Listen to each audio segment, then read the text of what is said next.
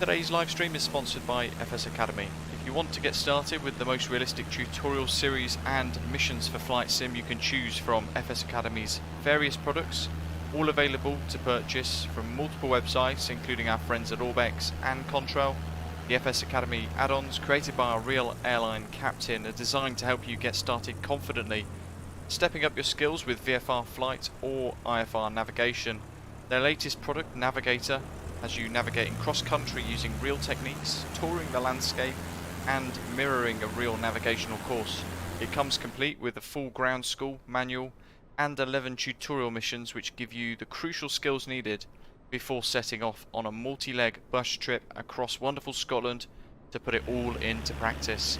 So check the link in the description and go take a look at the FS Academy website today.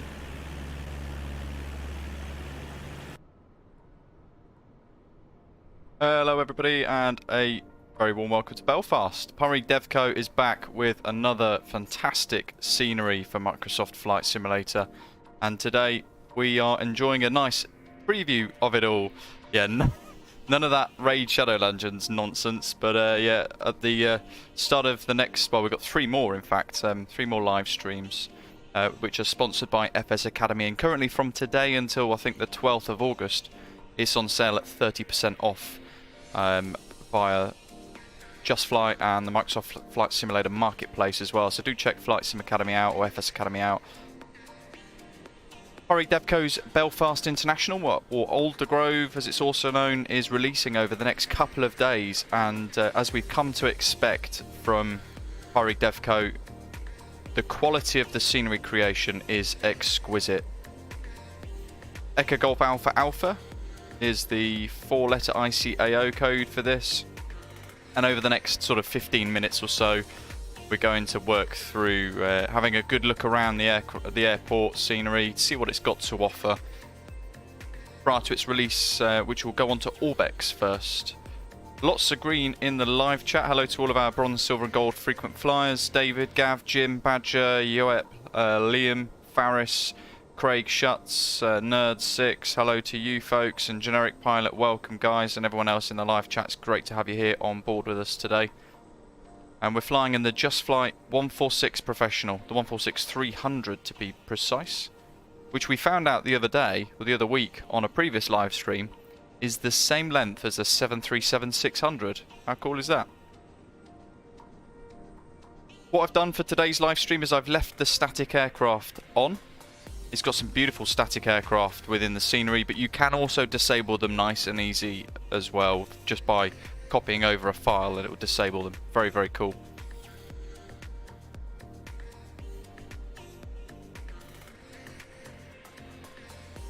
Obviously for VATSIM, you're most likely to want to actually deactivate the statics, but I wanted to show you guys what it offers with the statics as well. So you can see how nice they are. There are some beautiful models. The Jet 2 aircraft, for example, are fantastic. Harry, hello. Alberta, good morning to you. David A, good morning as well. Hope you're well.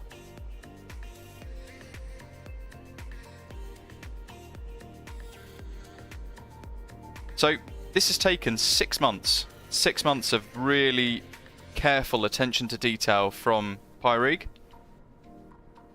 And it's not just the airport terminal building, which you can see. There are lots externally around the airfield which properly bring this to life. A wonderful M&S Simply Food model there, and a huge busy car park, and you can see here actually that Pyreegue's hand placed most of these vehicles throughout the scenery. Pretty cool. There's an Osprey A330, of course there is. David saying those cars are amazing. Yeah, properly decent cars, isn't it? Yeah, the actual cars that you can recognise. You can see here. Let's come right down here. Teslas, Peugeots, Land Rovers, Mercs, Nissans, Citroens. It's pretty cool. There's a Porsche Taycan there. Wonderful. Some Toyotas. There's a G-Wagon. Dropping the big money there. I can't see any BMWs though. Proper cars. There's a VW ID4 there as well. Very cool. I'd like to see a BMW parked up somewhere though. That's my vehicle of choice. Alex says the CCTV moves as well. Yeah, we've got quite a bit to check out throughout this this preview. We're going to have a little look around prior to our departure to London City today for that steep approach to runway 27. Going to give that a go live. And when we turn around, we're going to fly back. We'll have another look around for those of you who might be tuning in a short while, maybe missing out this first section. If you're new, please do hit subscribe. Click the notification bell. And don't forget throughout today's live stream, give it a like as well. I mean, we know from, look at that, it looks remarkable, doesn't it? We know from previous experience of Pyreegue Devco's scenery, Edinburgh for a good example there, Kiev Boryspil, beautiful, beautiful scenery creation, and this is only, well, Belfast is a small airport. It's a small airport in real life, but it's fairly busy as well. But the fact it's taken 6 months for him to create this shows how much painstaking detail has gone into this this particular bit of scenery. So really cool. Generic pilot there saying this is why Pyreegue is my favourite scenery developer. Neil, hello, welcome. Alpha Star, Alec.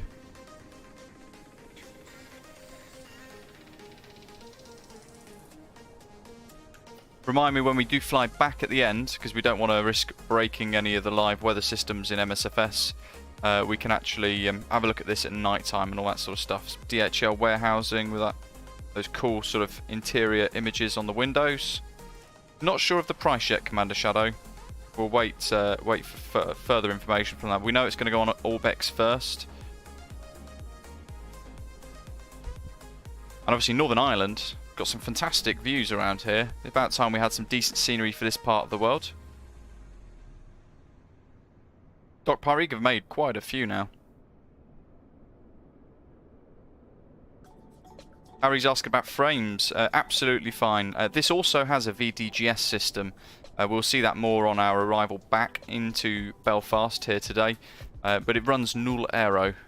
So it does take up a bit of performance running null aero, but actually I'm still running about 30 to 35 anyway, so...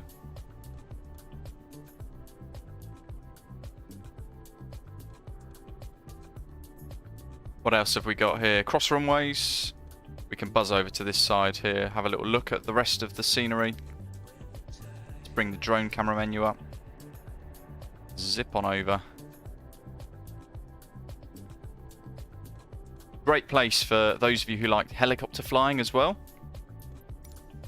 Great option. Neil, I'm going to say pink and blue stripy.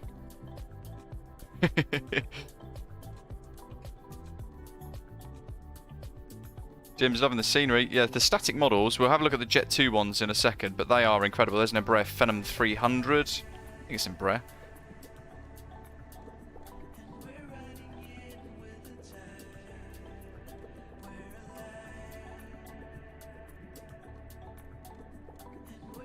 I bet this looks really cool at night time. We haven't even seen the meat of it yet, the terminal building. There's some people driving around there. Very cool. So even the sections of the airfield, where do you go? That you wouldn't expect to see things happening, you've got life to the airfield.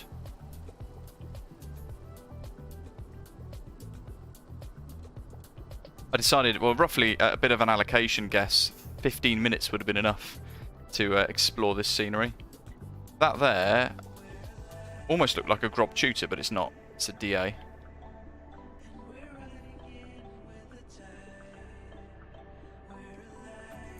Joel, hello. We are in the JustFlight 146-300 today. There's a British Army base as well. Zip.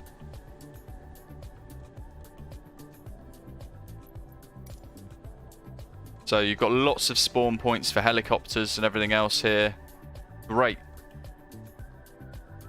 For those of you who love the High Performance Group 145, for example, as well.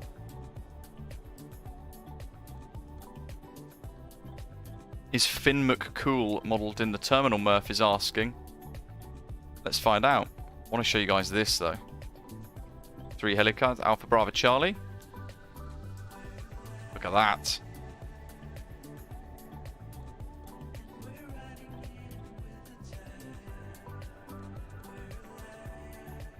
But yeah, there's so much to see here. And I don't want to show you guys everything because I know it's a preview. But I always like to leave a couple of things just left out so that you can spot them when you download the scenery yourself. And there's little bits that still surprise you in the scenery. Don't want to give it all away, do we? Rab, hello, loves the 146. It's his favourite aircraft to fly in Microsoft Flight Simulator. It's a pretty good bit of fun, isn't it? What JustFlight have managed to do with that aircraft is phenomenal. Look at those hardened aircraft shelters. Absolutely mega. The texture work and the rust and everything else are just exquisite. It looks so good.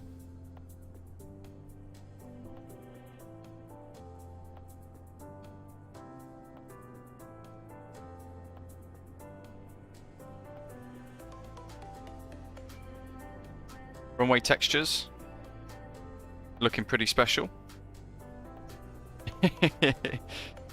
Man Shadow, absolutely, yes. It's coming out over the next couple of days. Doc, I'll get round to your fun fact in a bit, but we've got a lot to get through here. A lot to get through. There's one for Mark, TBS, the rivet joint. A fantastic RAF surveillance aircraft. And I'm just going to move the drone camera to here because I want to show you guys how nice this model is. Look at that.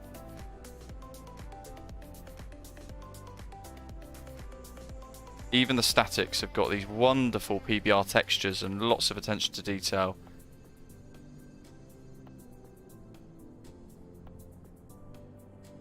Liam, they're both pretty difficult. 2.7's hard because it's got the very steep approach.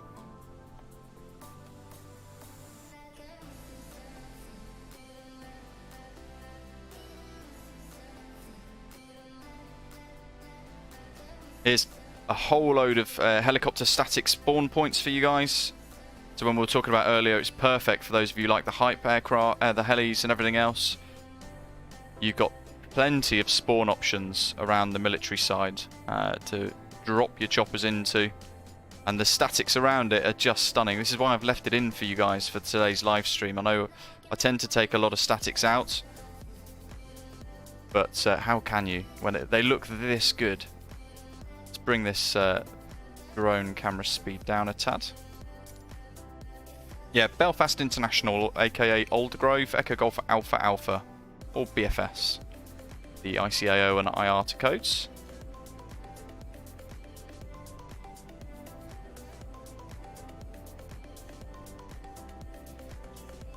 Just spectacular.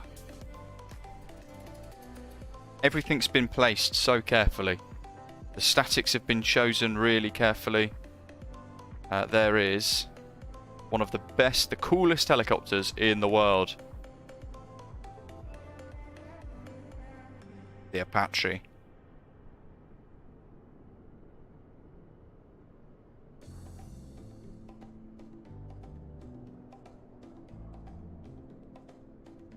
A400M as well.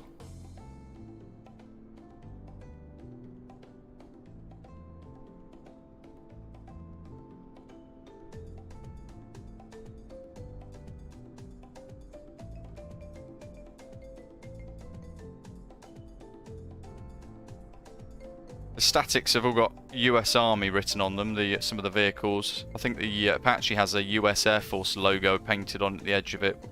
But look at that for a static, folks. How remarkable does that look?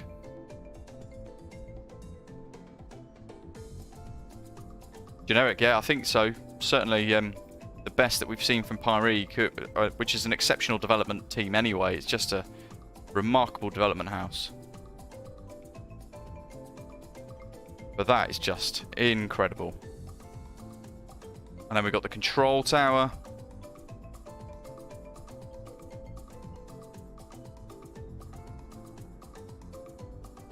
Ah, you've got to love the A400M, Neil. Even if you don't like Airbus, it's a remarkable aircraft. We can go through here. There's nothing really in this section because it's a military tower. I believe.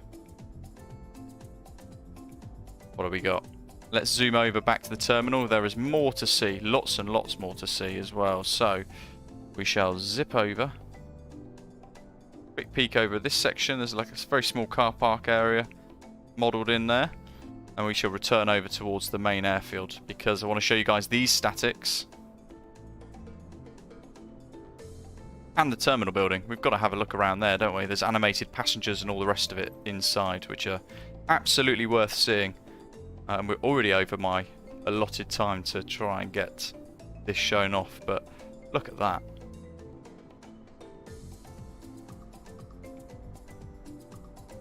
So a lot of these EasyJet A321s, the TUI 738 there, and this Jet 2 aircraft, all statics within the scenery.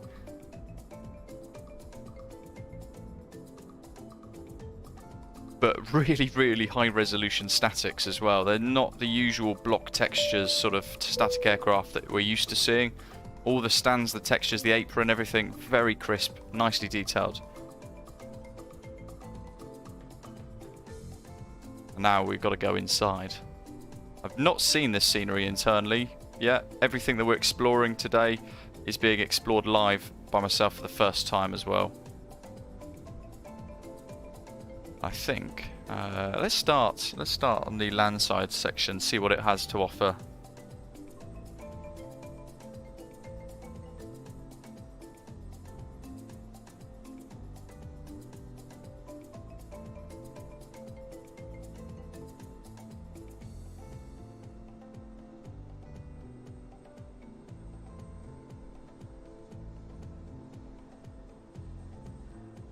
There's a bit of an entrance departures check-in hall.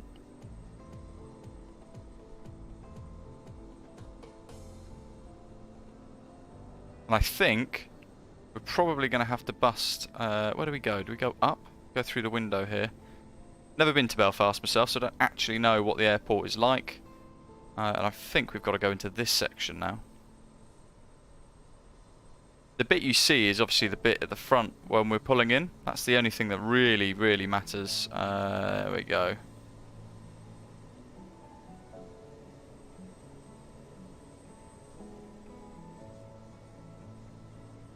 The nice lighting there. It kind of makes it look like there's an interior of the bit that you see, which is really cleverly designed.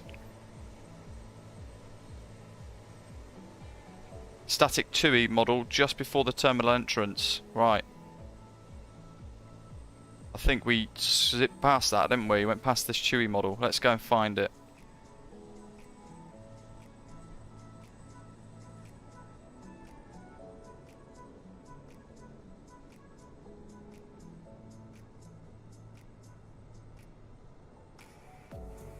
There it is. Robert, absolutely. Glad to hear you're looking forward to it. The Belfast of before really, really lacked detail. Look at that.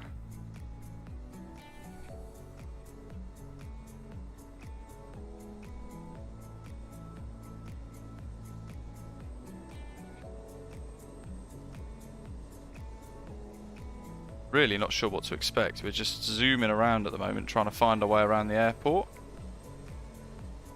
Here we go.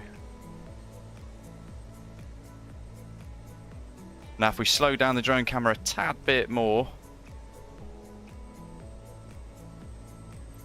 we can explore the airside sections.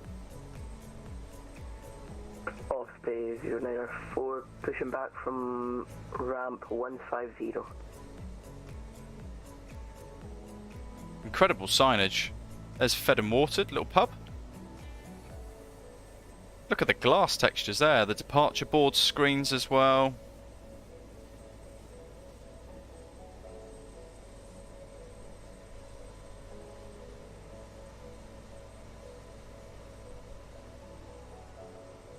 That is really cool.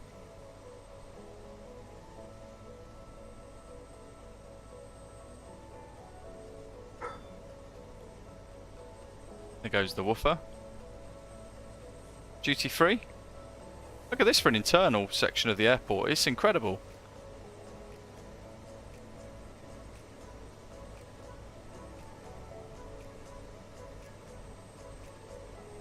Little Starbucks area as well.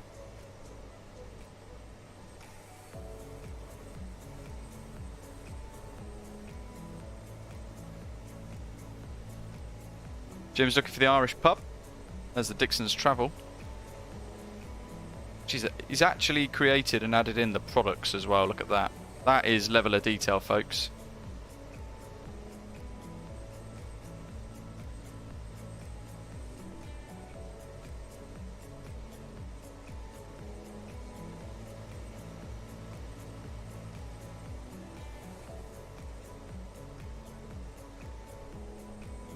Good old Burger King. Gotta get your dirty food. And no airport is complete without WH Smith. And we've got a little waiting lounge here, a little departures section too.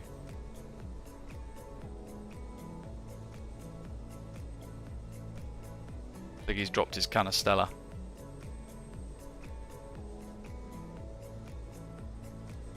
Let's see, I feel like I've missed something.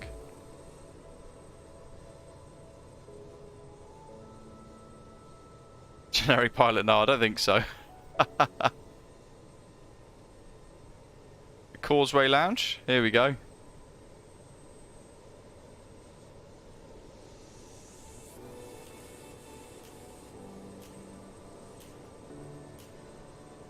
Possibly the most realistic looking passengers that we've seen for a while in the sim.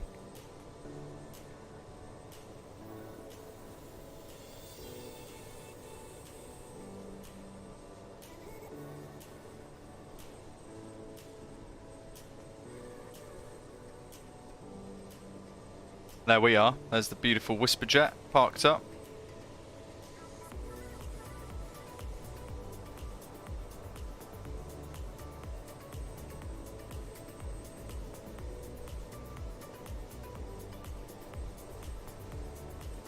Look at that.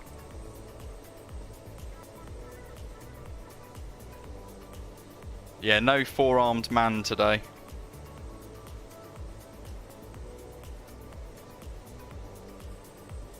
What do you guys think? Spectacular work, right? The last thing we've got to see today before we do focus on our departure, the control tower. Harder work. So realistic.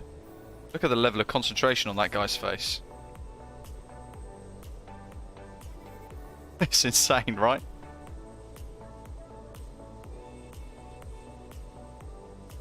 Got to look for the CCTV camera.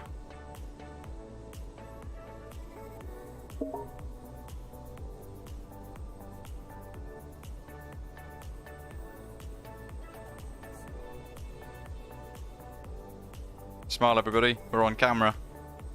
Look at that. Even the little things there. The camera's being animated, properly bringing this to life.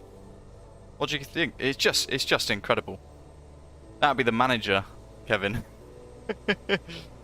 Here we go. To the aircraft. About an hour each way today, folks, for our journey. Servos are deflecting the elevators up there, and there's the international pier as well. We'll have a look at any little sections that we've missed out for this departure. We will have a look at on the way back in. 6 months it's taken to create this. And it's absolutely exquisite.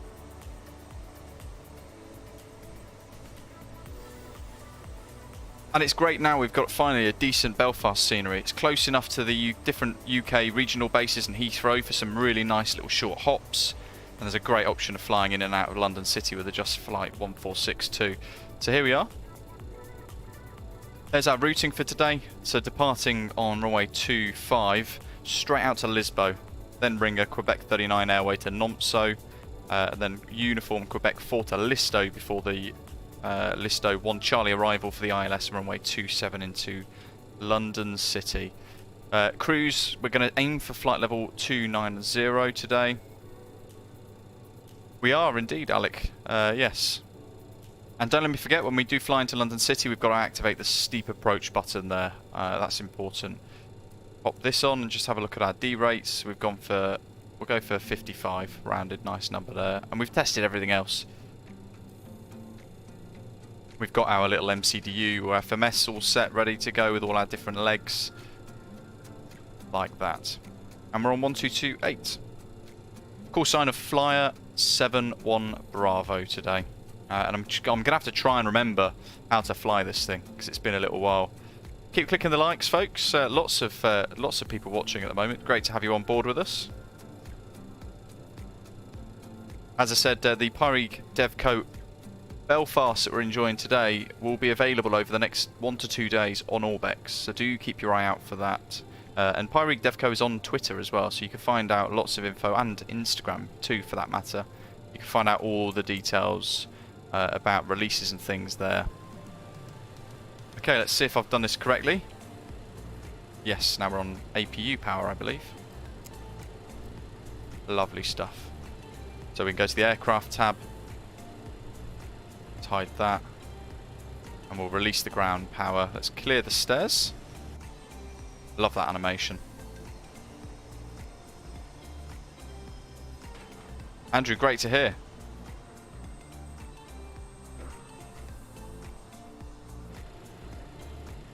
Pop the door shut.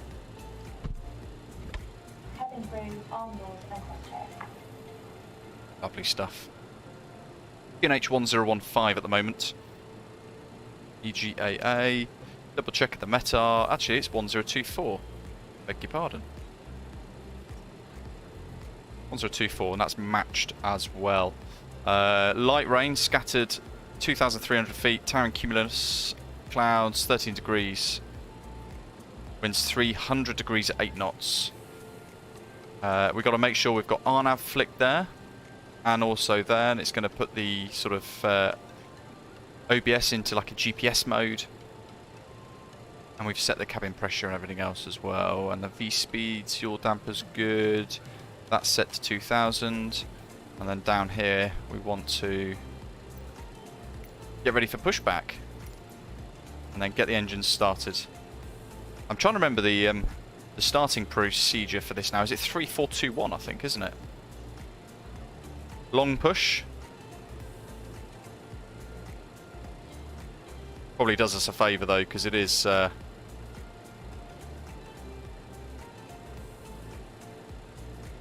does take a bit of a lengthy start up, this girl. Cockpit to ground. This is ground. Stand by. What beacon on? Belfast traffic, Flyer 71 Bravo is stand 18, push and start to face east.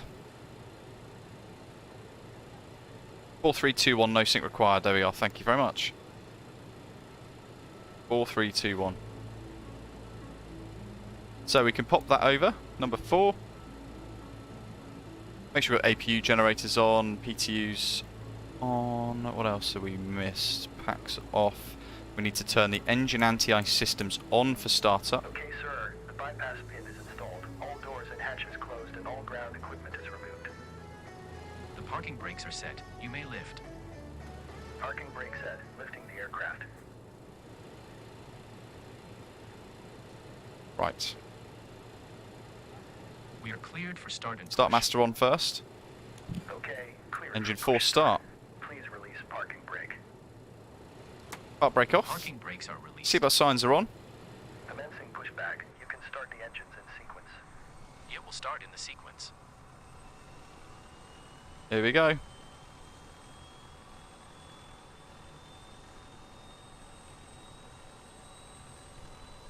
Yeah, the pushback tool just makes such a difference. We've got to go down here now and unlock engine number 4 as we watch all of the engine outputs.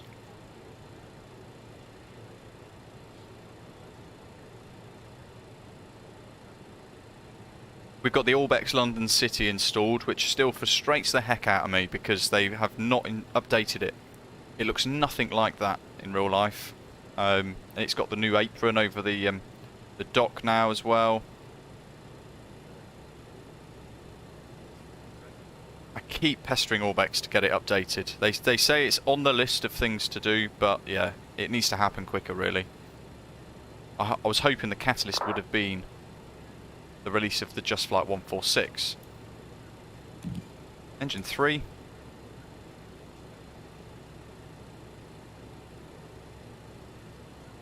As the N2, we're watching that first.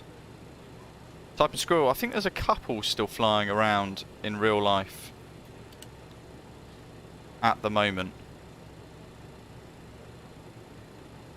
I'm also around sort of the back ends of Australia, I believe.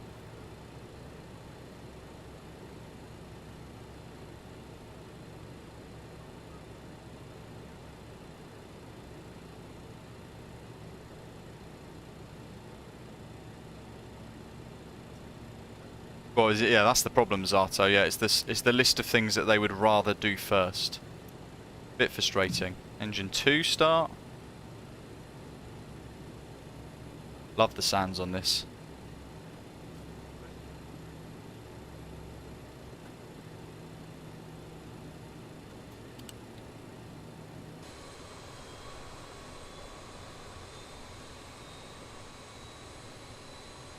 Type and Squirrel, it depends what's happening. If you're flying into somewhere that's particularly busy, even if you're on Unicom, I tend to say that I've vacated the runway. At the very least, say that you've vacated the runway because it's useful information to everybody else. Then.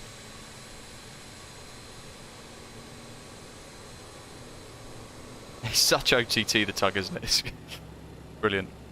And then finally, engine 1. Okay, pushback completed. Please set your parking brake. Parking brake set. Parking brake set. Lowering aircraft.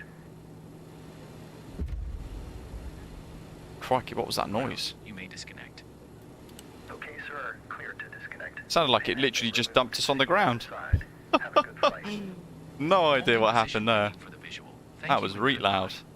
luck. Okay, that's still starting engine 2. Let's get engine 3 pump on, engine 2 pump on.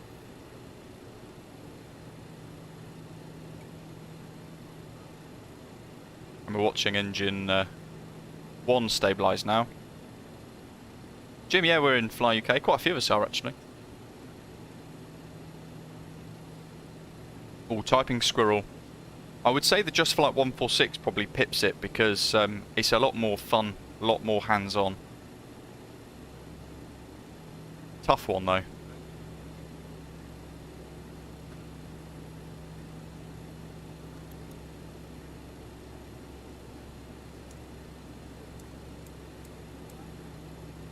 Leave the APU on. Let's pop the taxi lights on.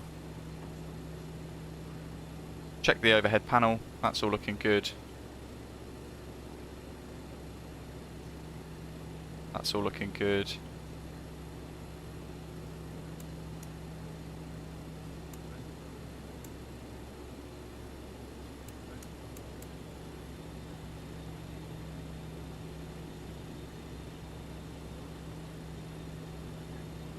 Okay. So we need flap 18. Bar brakes off. And then we're going to taxi. So, firstly, as with every flight before we do move anywhere, we've got to make sure we've calibrated our rudder pedals. So a little left and right, centralising each time. A couple of times, we'll sort that out for you, and it will just refresh the sim's mind.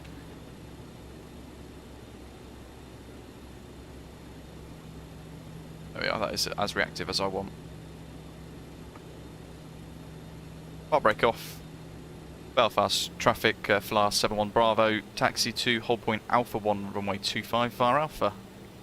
Belfast Aldergrove traffic.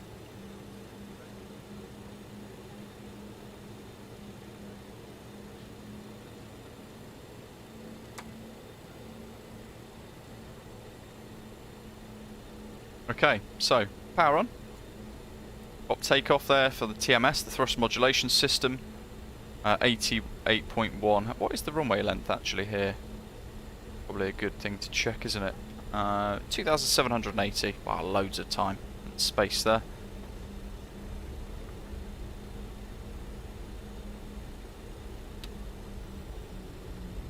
A nice quick taxi. Cabin crew, please take your seats for takeoff.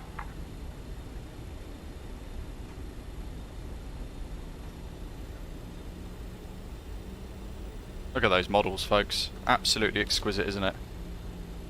Cabin is secure. Miguelito, hello, welcome. Brad says, I seem to be doing rather well for not flying this for some time. Well, the big proof of the pudding, if you like, is going to be when I fly that steep approach into London City. I have no idea how Liam's going to do it, because he's in an A330, which is actually completely impossible, but the A330 is so wildly modelled that it could probably get in. For Belfast traffic, taxi into Holding Point Alpha 1 via Alpha 3, Alpha and Alpha 1. Oh, look at that. So runway 25 after passing traffic. Cessna there with the covers over it. Beautiful. And the signs and things, the hold points are remarkable as well. The textures on the ground for taxiing, very, very good indeed. And a little fuel farm just on the left-hand side of our aeroplane there. Neil, no worries at all. Just slow down a second here, because you can see a couple of the fuel farm workers sorting out that tanker. How about that? It's an airport scenery which has been brought alive really nicely by Pyreegue Devco. So even the little things there as we're taxiing around, there's life around the airfield that kind of catches your eye.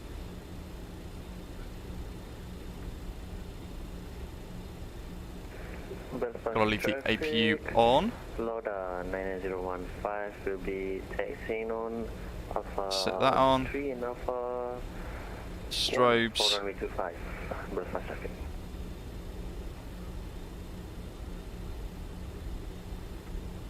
Yeah, this is the closest match to the CRJ. Yeah, absolutely. Very hands-on. Very hands-on. No, it doesn't wreck performance at all. I've got a fairly mid-range system, and it's handling this remarkably well. Bearing in mind as well that I'm streaming. So look at that. Some great view there on approach when we fly back in. If it stays on 2.5 on the way back with those wind farms. And look at the wigwams as well. Belfast traffic flyer 71 Bravo's lining up. Runway 25 taking off direct Lisbo. Quick check of the lights and the signs. Runway 25 Alpha 1. The last one.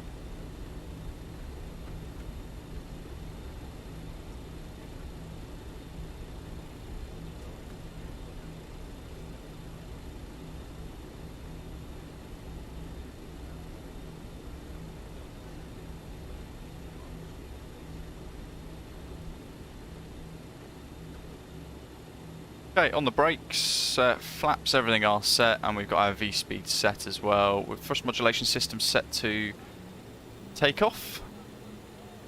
Just going to spool Australia in air for Belfast traffic, lining up and waiting on runway 25. power a little bit. Traffic. TMS set to take off. Lovely, let's rock and roll. Power set, flex achieved.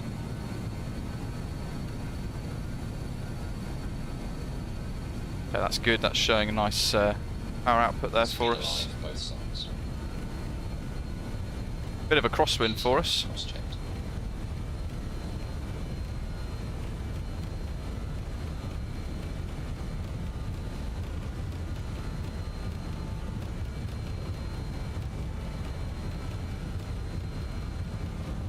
V1.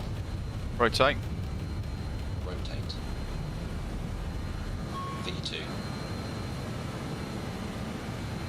Positive rate of climb, gear up.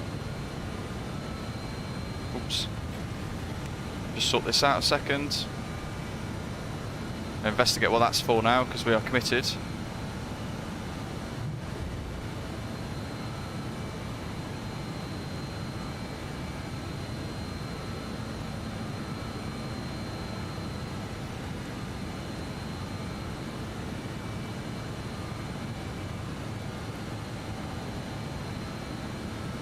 And out we go. 3,000 feet. God, you can tell I've been not flying this for a little while now.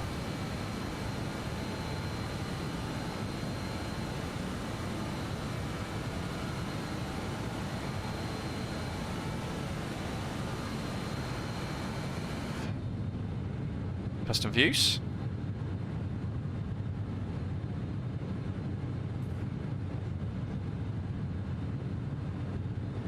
It's taken us left first, right first. So we'll see what it does, but it does give us a nice little overflight over the airfield, which is going to give us a cool view, isn't it? Let's face it. Right, so you're on my side. Sending us around.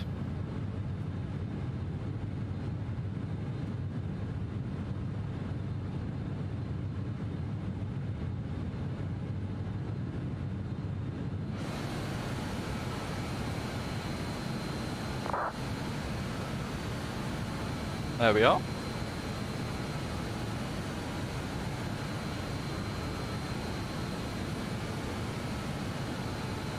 Where's my speed bug?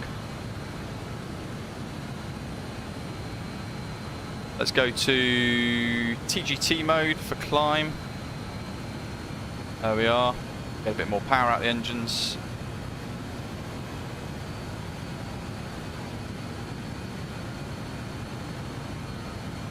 Yeah, I think what it was doing there was trying to fly some sort of intercept, or it's gone first to runway 25 and then overflown the threshold, which is a bit weird. But these are weird tweaks and things with this particular aircraft, which I still fail to get used to. The APU off.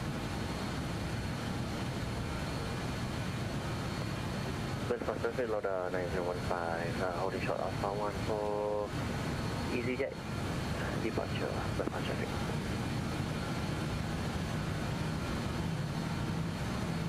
And we'll go to speed mode. Get rid of that. That was a warning for APU, which is fine.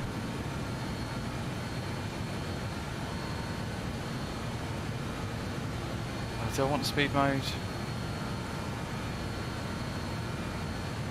Let's just stick it into this. I end up preferring VS mode, to be honest.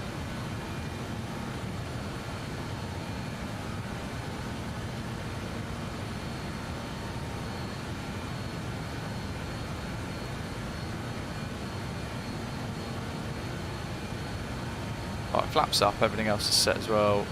Gears up, flaps clean.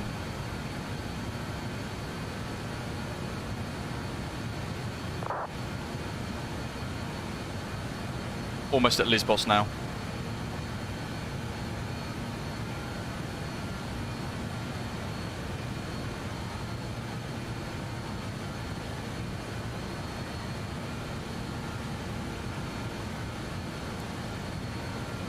Belfast traffic, Lauda 9015, we will be lining up runway 25 and we wait 2 minutes for separation. Belfast traffic.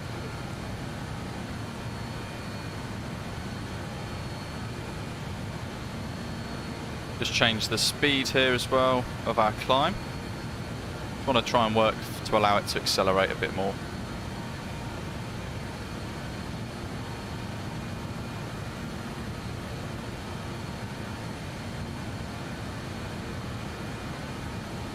Yeah, I always forget how to do sync mode, which is why I haven't done it. Because at this moment in time, I can't remember for the life of me how to do it.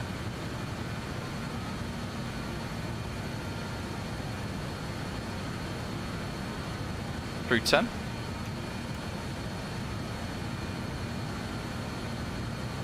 Osprey 094, climbing flight level 123 for flight level 240. Yeah, as Nox is saying, sorry, no, as Rab is saying, VS mode seems to work fine for me. That tends to be my habit on this aeroplane, to be honest. Let's go to QNH 1013, standard pressure.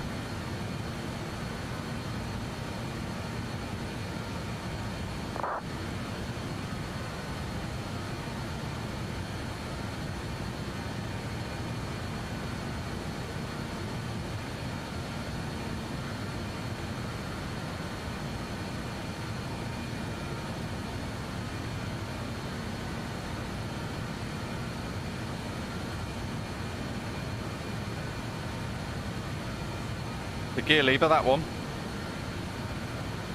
Or Gav, do you want to see the infamous one here, which has resulted in us having to, or JustFlight fixing it and creating a second click spot? Belfast traffic. We go through flight level 150. We can change the TGT mode here to 840. Landing flight level So we're keeping an eye on that at the moment. But we're up and away.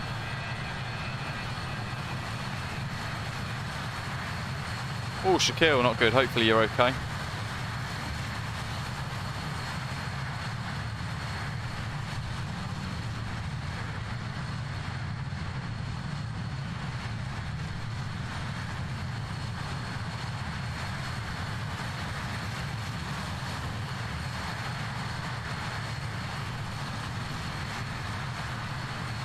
Actually gonna have to change the drone settings, I think, aren't I?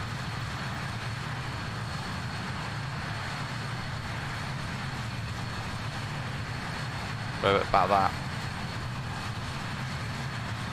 There we go. The old whisper jet.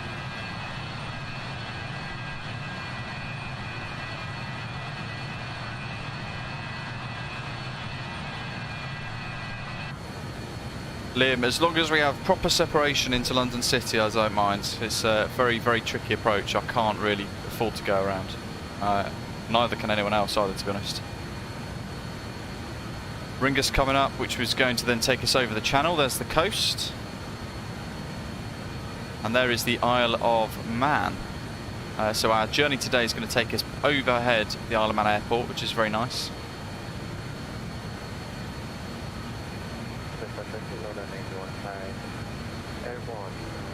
3150, so let's 840 TGT.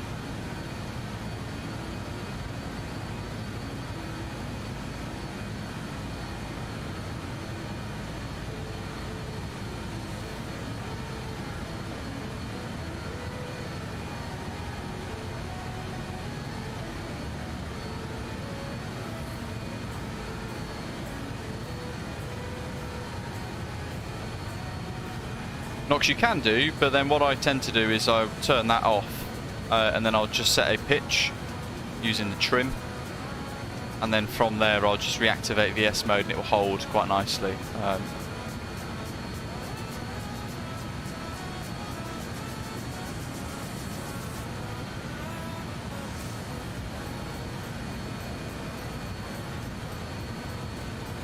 Flight level 290, let's get alt arms selected there as well.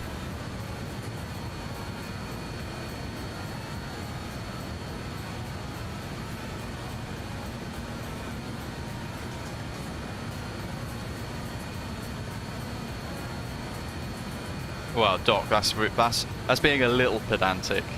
It's we're literally. I'll show you on Navigraph, folks. I'm gonna say that we're flying over the Isle of Man Airport there, pretty much. There's the airfield. We're just tickling the very bottom corner here, past the Isle of Man VOR. That's good enough for me. Dawn, hello, welcome. Hope you're okay. Good morning to you.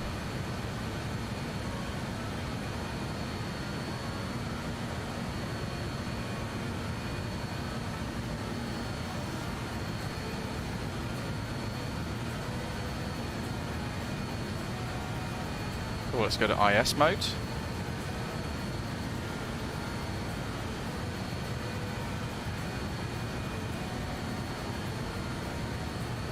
Yeah, we've got ATC. I think we have Essex approach on, I believe.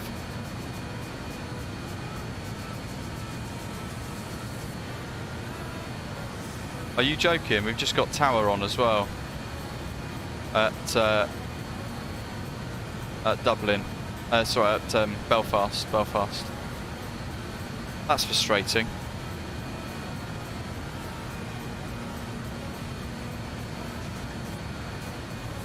Right, where's our ATC? Goodness me, there's a lot. Essex approach 126.25 if they're still online, but I'm not sure. We get a bit closer, we'll find out properly via B-Pilot.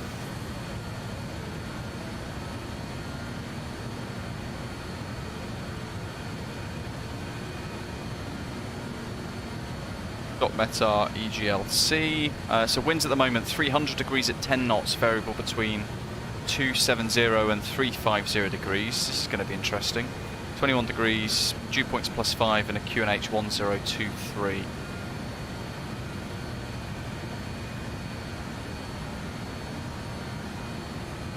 Osprey 09 for descend flight level 240 for 30.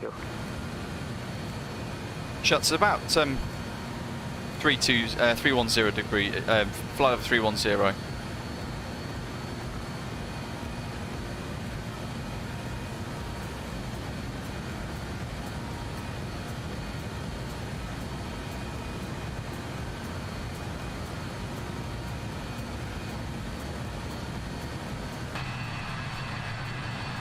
Neil.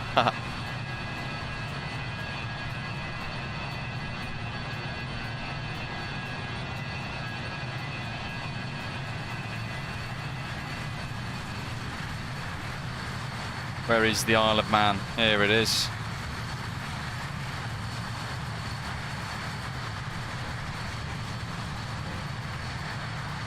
You can see the airport just on the very corner, top right of your screen.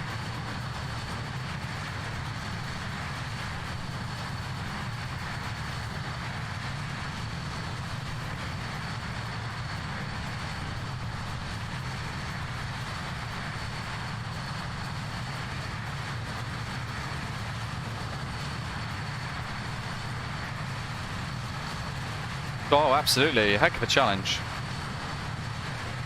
I think, is this the first time flying into London City in the 146? Might be, might be.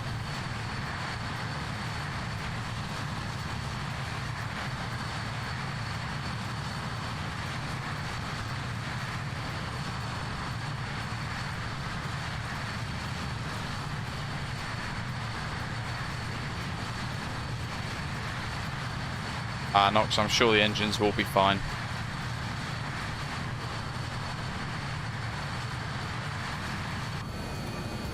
$22,500, so 290 is where we're cruising today. And while we're up this section, while it's a bit more calmer, we should have a little look to see what to expect. So, over the Isle of Man, over Liverpool, Echo Golf Papa, I think is the 4-letter code. Where is it? There it is. Just there. And then we are brushing to past Listow, so south of Manchester Airport, before heading southbound, skirting to the side of Birmingham Airport, descending all the way down. This green bit here is the arrival into London City, Listow 1 Charlie. So it's a big star, huge star. In fact, if we go to the charts list, it's this.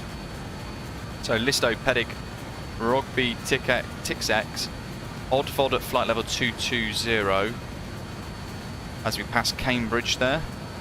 Inlim flight level 120, max 120 knots, and then in via Jacko flight level 90 to begin our approach in up the Thames past Southend.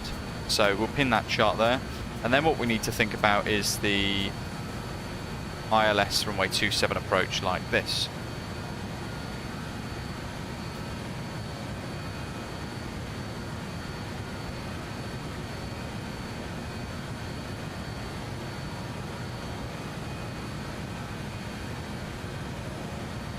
See. So, flying in over the city, up the Thames, through the estuary, and then we're going to be flying this inbound course of 272 degrees in towards London City Airport there. The ILS frequency is 272 degrees, 111.15 for the frequency rather, the course being 272. Transition altitude is about 7,000 feet roughly, and the minimum is 2,000 I think, was it, Mr. Hold on. What have we got here? ILS.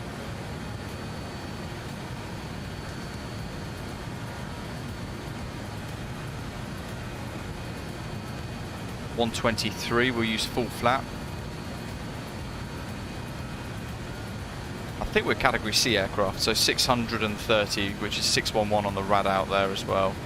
So it's going to be interesting. 5.5 degree glide slope.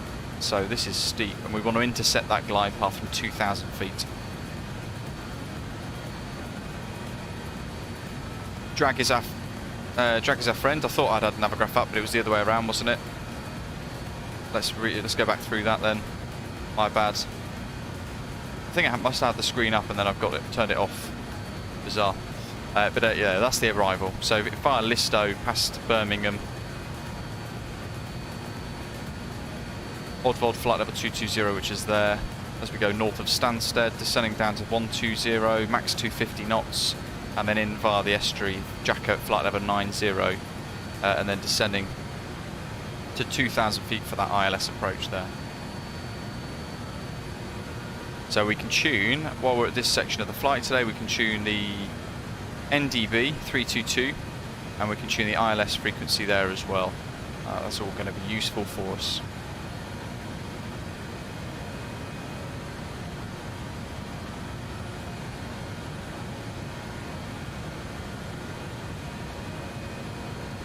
Sadly, I've only got two screens, so when I've got Navigraph up, it actually obscures the live chat, which is why I couldn't see you guys telling me quite kindly that I wasn't showing you anything.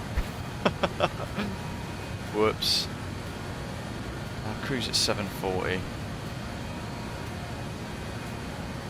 Right, so, well, what are we doing? There we are, ADF 322.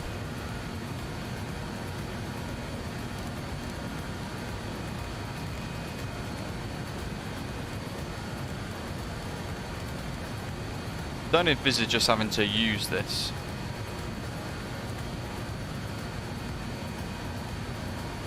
But hey ho, we shall give it a go. What, trouble 115?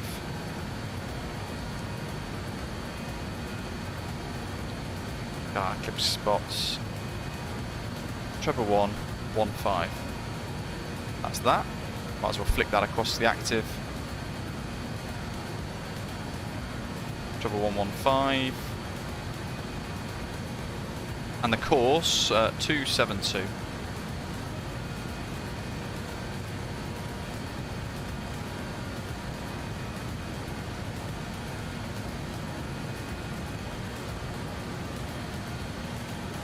Like so.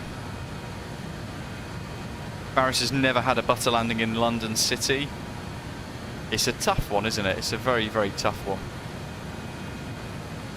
The main thing with London City Airport is being accurate, having that accuracy to make sure you get down successfully at the right part of the runway, otherwise it's going to get really messy. Thankfully this aeroplane has got some fantastic flaps. You use flap 33, this approach. There are huge wing deflections from that, and also we can pop in here steep approach mode, which is going to tell the aeroplane that we're going to be flying a glide slope like London City at 5.5 degrees. So we could arm that now, so we don't forget. And that being active is going to basically inhibit a few of the things like rated descent warnings.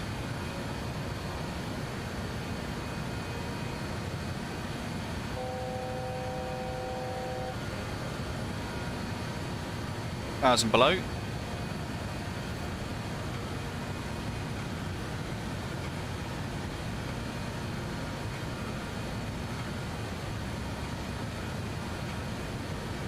And what did I say the minimums was? 660, weren't they?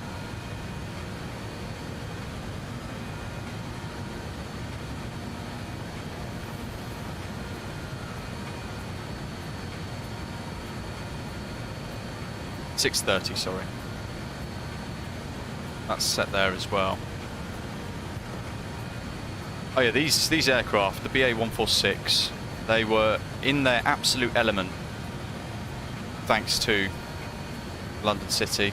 They're in their element there. It was the perfect airport for it operating in and out of.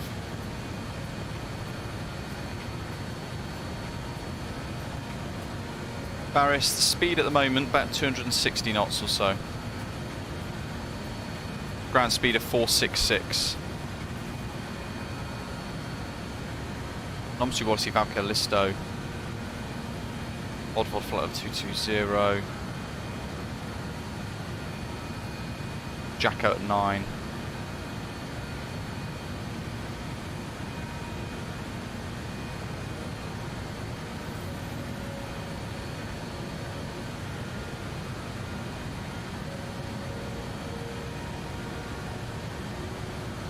Not quite sure why we got 6 pages of that. That looks like that's pretty broken, to be honest. Listo Pyreegue, Rugby Tickets, Oddvod Rockmu, Nudda, Inlim.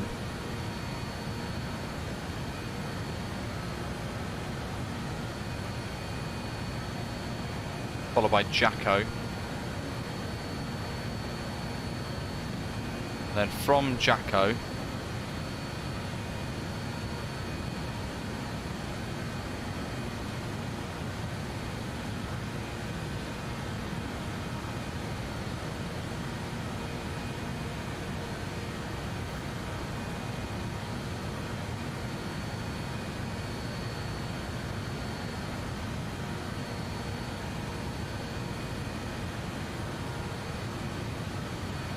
Jacko Nonva, Babku, LCE, standby.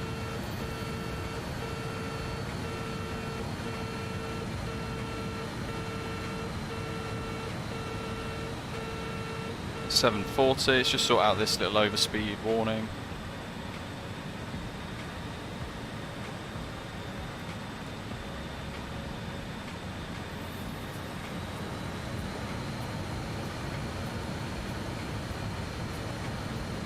Going to keep an eye on that. Hopefully we've got it set nicely there.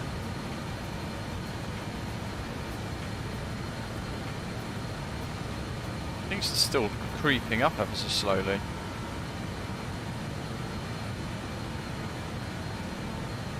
Just watching it really closely. There's no auto throttle in this, folks.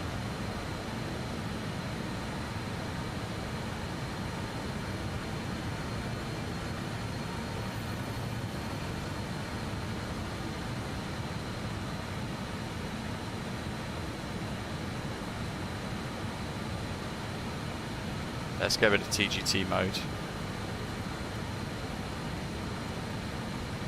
We'll just do sync M1.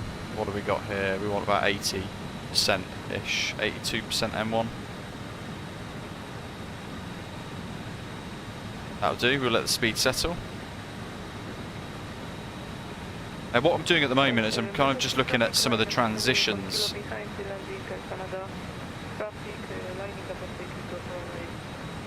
Jacko Nonva Babku, LCE 21, 22, 23. Ravsa. Gapgi Atpev. LCE 07. Topdo. Lavno. Okay, that makes sense then, I've spotted that.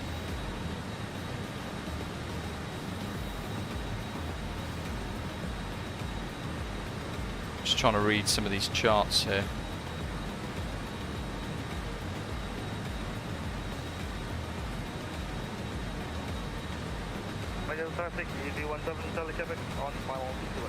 So if I show you Navigraph, just investigating this, what we found is the charts for the Listo 1 Charlie bring us into Jacko, and then from there it doesn't give us anything. So when you click all the way through the legs page, and I'm trying to work out what all of these extra ones are, I found them on the Lavno 1 Golf and Juliet RNAV transitions page here.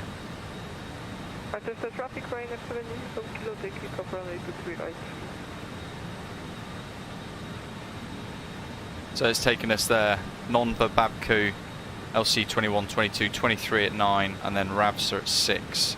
So what I'm going to do is I'm actually going to go Jacko, probably Babku, and then direct Ravsa.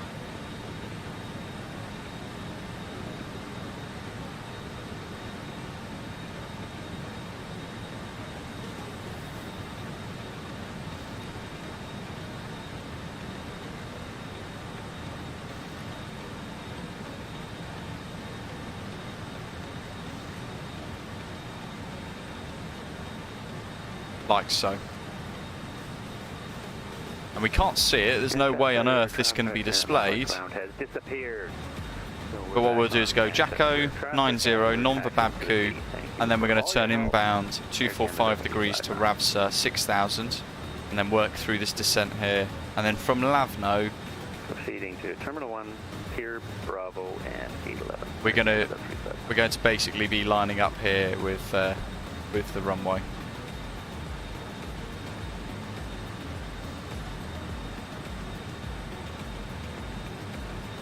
Yeah, London City, as Doc is saying, because of its positioning, they kind of have to weave all the traffic around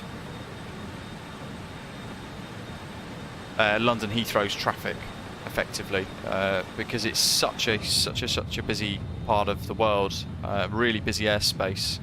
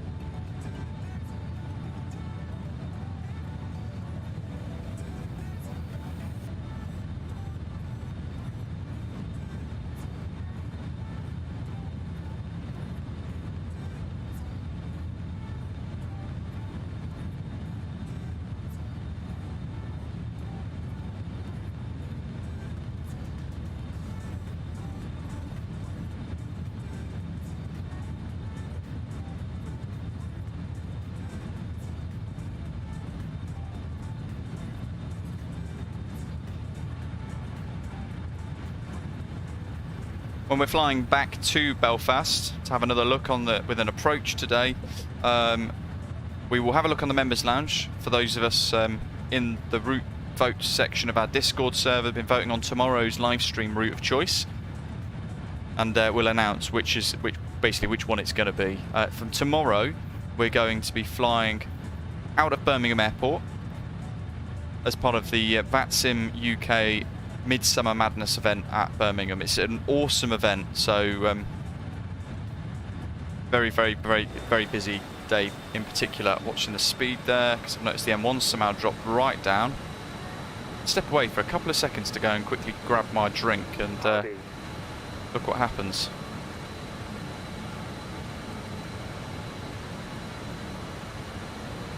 Let's pop TGT mode back on.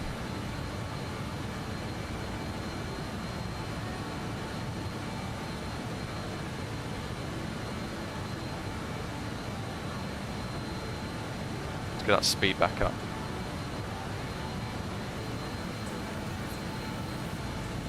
Diver school, yes, but we've made up a nice route for the purpose of today. You don't always have to stick to realistic routes in flight sim.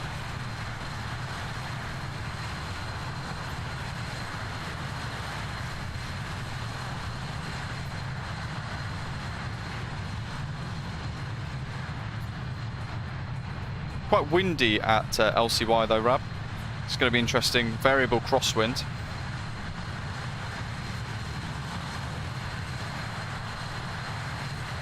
Knox with a calculation there for TGT 710. Sim with Elliot, hello, welcome. I'm very well, thank you. How was Myrtle Avenue? You were there today doing some spotting?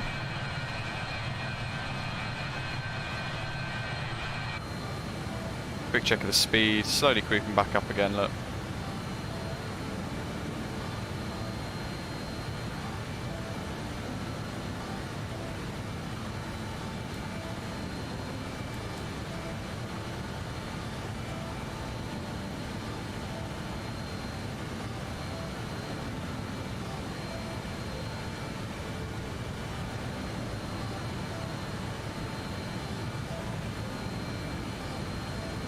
Oh, of course, Rab, yeah.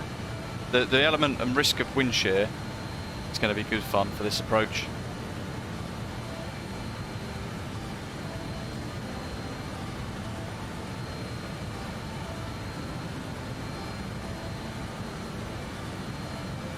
Doc, nice work.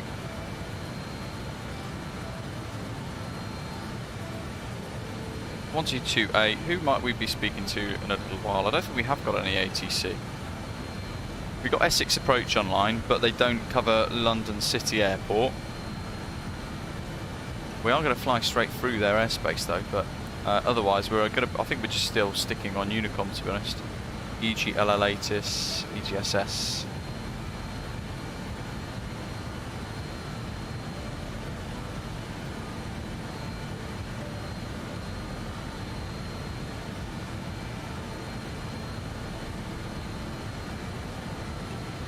Actually, does London or LTC Centre cover this? VATSIM.ATCFB.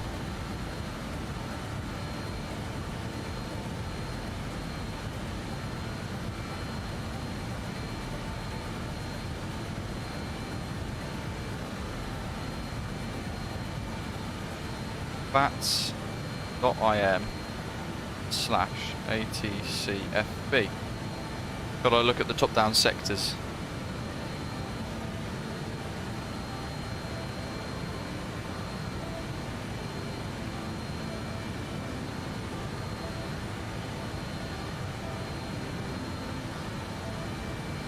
Elliot, yes, pretty much.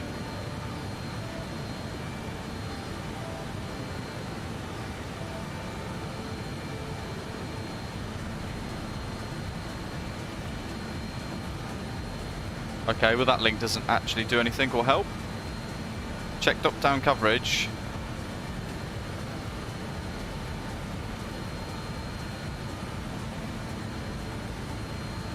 Oh, that's because it's feedback. Whoopsie.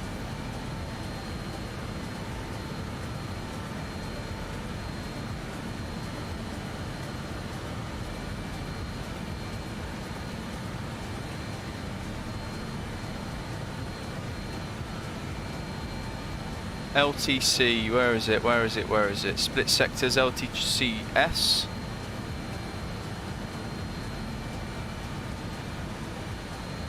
Ah, of course. Just doesn't cover EGLC. We need just LTC Centre 1358. So yeah, no ATC. How strange. It's very specific. Takika, hello.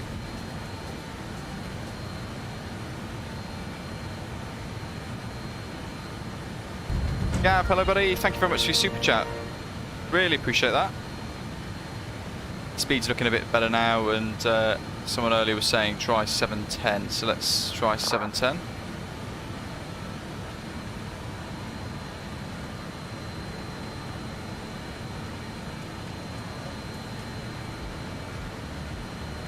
I just used the drone cam sim with Elliot. Pyreegue will be TICX. Okay, lovely stuff, so we're already in the star.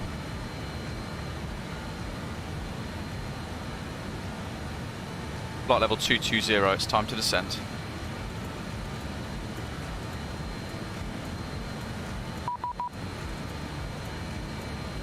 Who is that?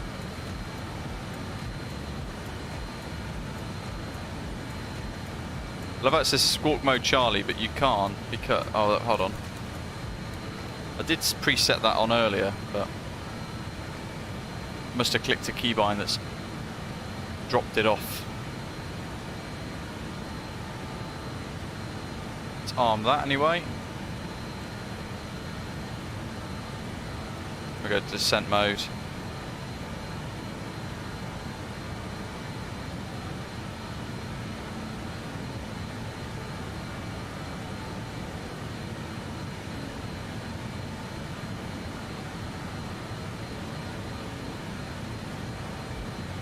Liam, no worries, buddy.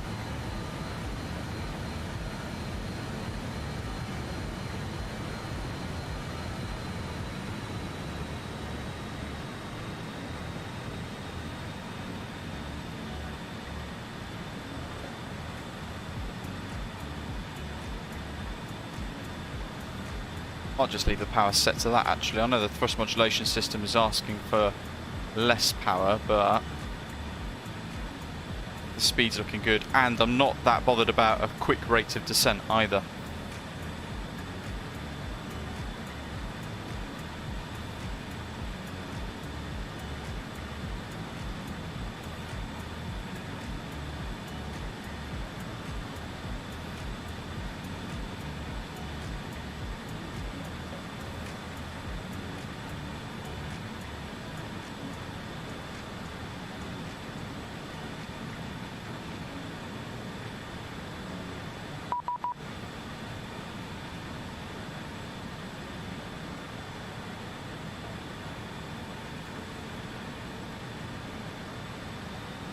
Let's go for that. We've got 50, about 50 miles to get to 220, which is nice. Quite a slow descent really, could probably descend a bit quicker. There's a lot to do on the aeroplane, so I'd rather be ahead of it.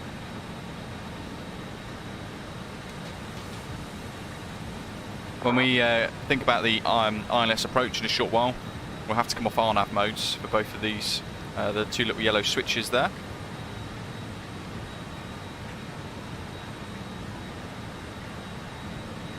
Nice, Elliot. Whereabouts are you sat on the A380 out of curiosity? I used to fly the BA A380s as crew years back. An incredible aeroplane.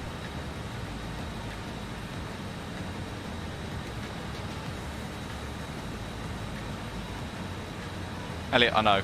I've been having a conversation with the controller.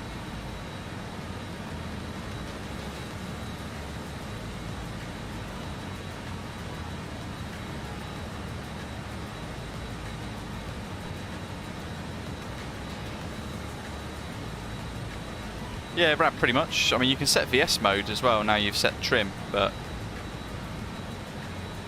it just means that I'm a little bit more involved in the flight, so I'm probably increasing my workload a little bit.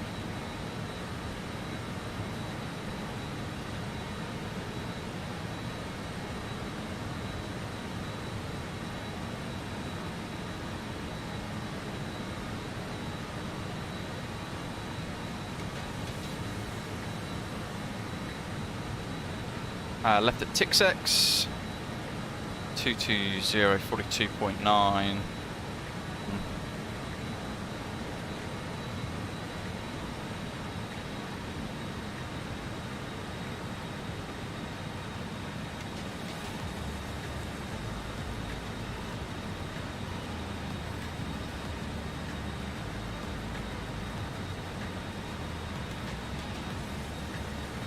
We got for rate descent there, that's probably going to do us quite nicely. So let's hold that VS mode. Penguins did a flight last month, Belfast from Manchester, that's a nice short hop. Now of course we've got some brilliant scenery coming out for this, so very exciting. So Oddford at flight level 220 is our current target.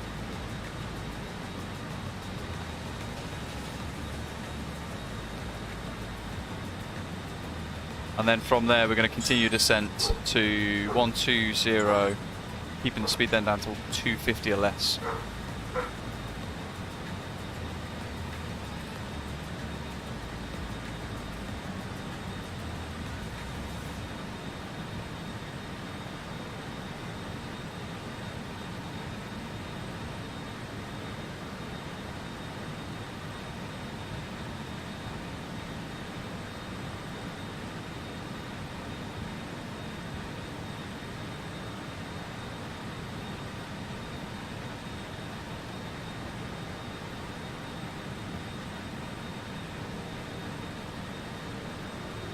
The pilot's not giving me much. Yeah, the dog's going rather busy today.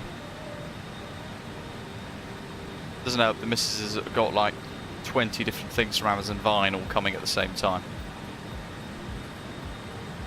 272, 272, it's split at the moment. We'll leave it split. Nav 2, we've got the VORs set as required. 322 is set as well. What else? Need to set the pressurization panel to about 500 feet. We'll put the seatbelt sign on.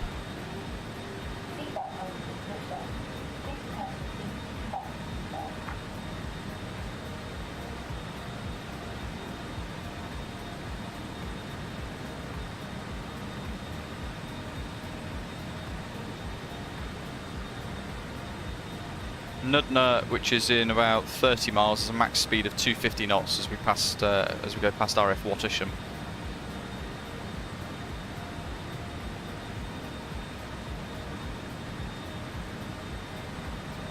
There we go, ADF 2.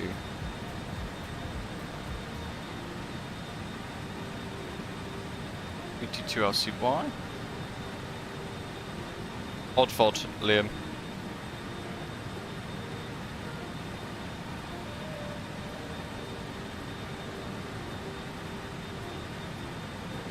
Similar there, what's the flow pattern in the 146? Is it top to bottom? How do you mean? Do you mean like in the overhead panel? Start at the top, work down.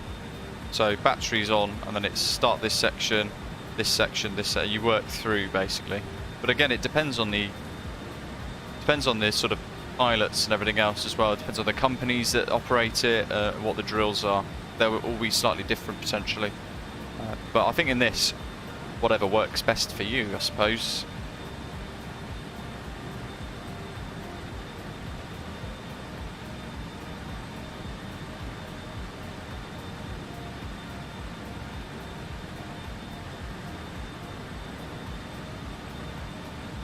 Final refresh of the METAR. 1023 on the QNH. Wind's 290 at 12 knots now, so wind's increasing. But it seems to be a little bit more stable.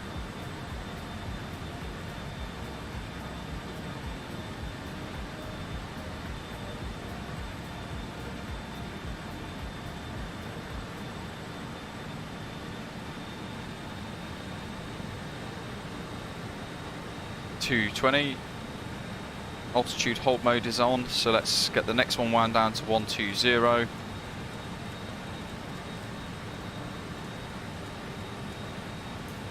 Haven't got as much of a poggy route as this though, Doc, I'm sure. Not that I've checked.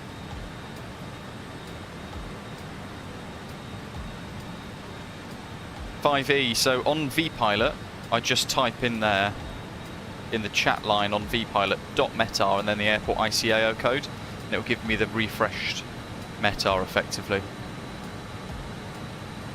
London City traffic flyer 71 Bravos. Passing Oddford on the Listo 1 Charlie Arnav arrival, expecting ILS runway 27. Will report at Jacko, flight level 90. London City traffic. London City traffic, Australian Airport, descending flight level 270 for 100. Sorry, 10, flight level 10.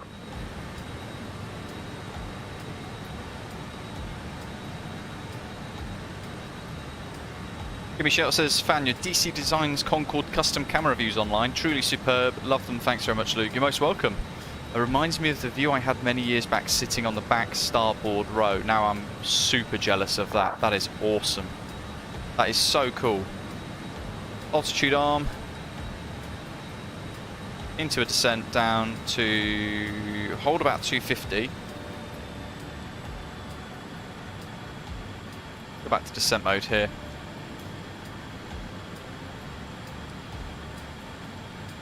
Flight level 120 in about 45 miles.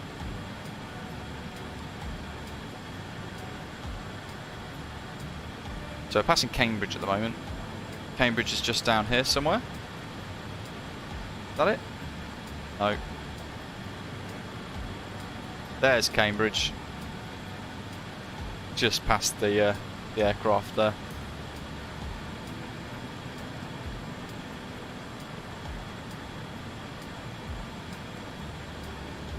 And at some point soon, near Inlim, I think I'll start the APU.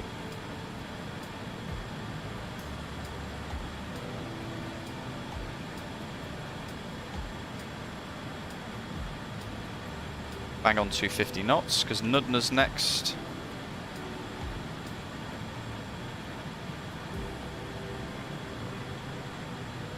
I think the rate of descent's looking pretty good as well. So we should achieve 120 by Inlim. And then ideally we'll continue down to flight level 90. Here we are, Listo 1 Charlie, arrival, we're going to be descending with the star to flight level 90 on Jacko, or not that 91.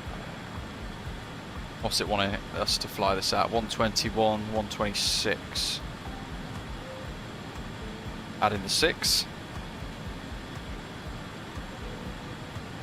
Now last time I flew this at flap 33, it had like a weird bit of behaviour similar to that of that flap 40 bug and the PMDG a little while back. So we'll see what happens.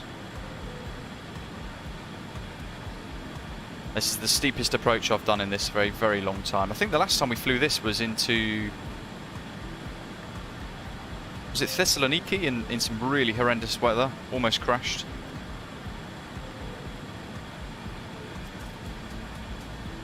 Elliot, it's all company dependent.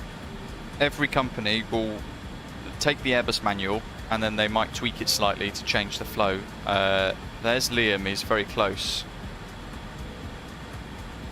Now that's going to become a problem now.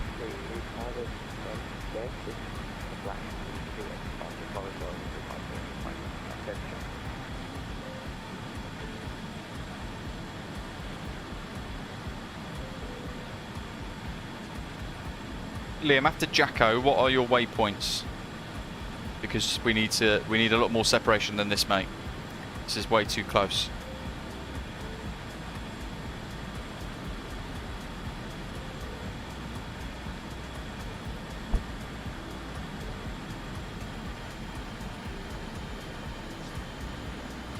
IV60 saying, I'm not ready for VATSIM yet. Can you use vPilot in incognito mode? What's the best way to start with VATSIM? So, pick a route that you're familiar with. That's probably a good tip. Keep it simple. So something like Edinburgh, for example, only has a few SIDS and stars. An airport like that with one runway and a couple of SIDS and stars are perfect for that. So I can highly recommend looking at that as an option. Need to bring that TMS down a bit more. There we go. It's 3 and 4 and 1 and 2 off.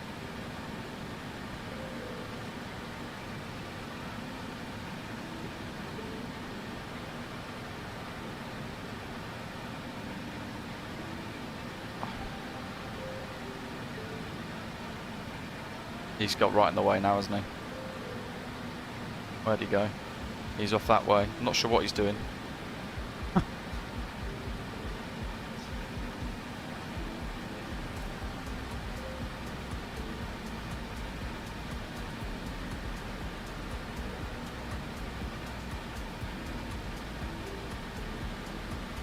Look at those, that's fine. That's fine. Gonna bring the trim up a little bit. Yeah, David, that's probably a nice little route actually to suggest. Even like Bristol to Edinburgh as well could be a good one, slightly longer. Avoid big airports. Avoid things like Gatwick, Heathrow. Avoid VATSIM events until you're really confident with A, the aeroplane, but B, all of the different procedures on VATSIM and you've got the charts and everything like that. Otherwise, it'll become a huge issue when you're in an event and you're struggling, because there'll be a lot of pilots all trying to get in, and then people will start to get frustrated. So avoid events. Start slowly with some small airports and things like that, and then go from there. Really. Level 1154, flight level 70. It's going to be 190 knots.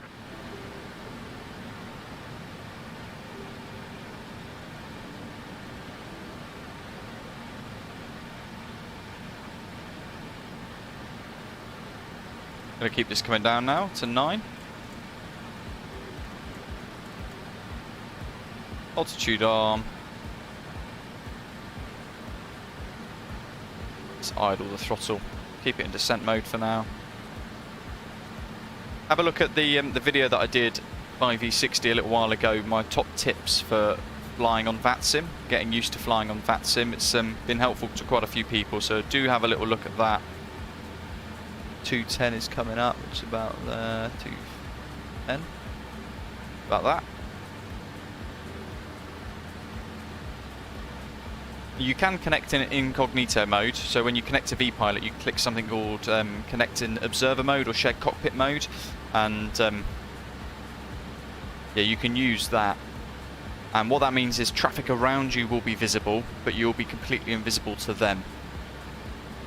VATSIM can still see you connected to the network, but they can't see you.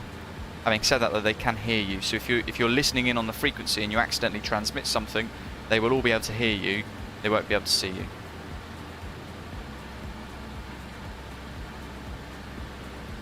There's a VATSIM First Wings event every now and again. That's pretty good for new pilots on the network.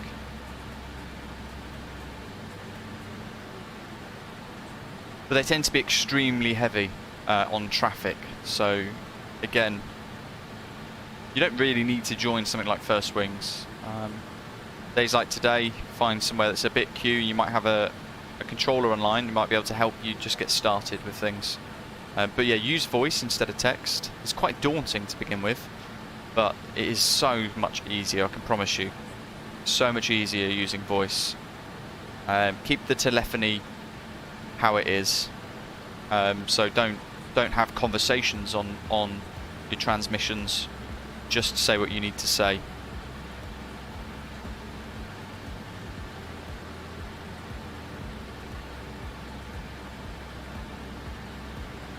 Aidan, hello. Just got MSFS. Awesome. How are you getting on with it?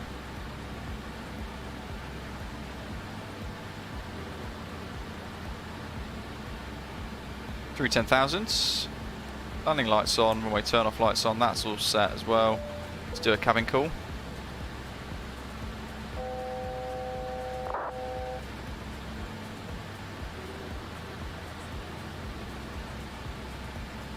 And let's get the APU started as well.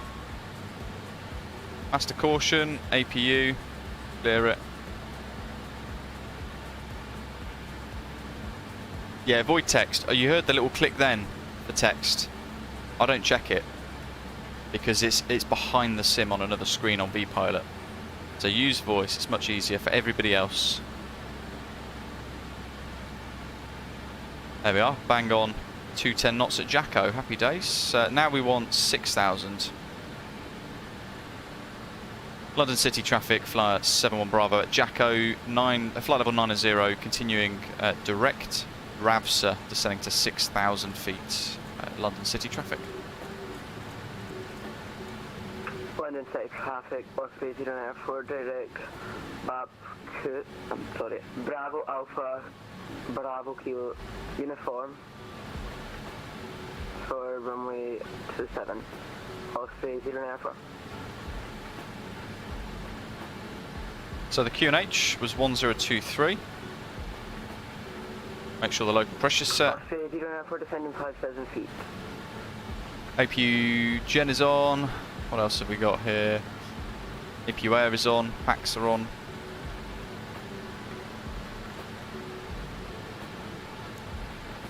Lovely stuff. That's generating power as well.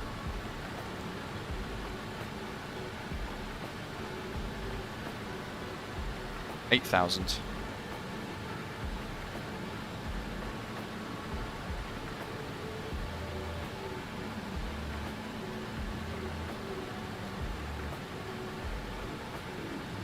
Go direct RAVSA. Hopefully we get well ahead of Liam.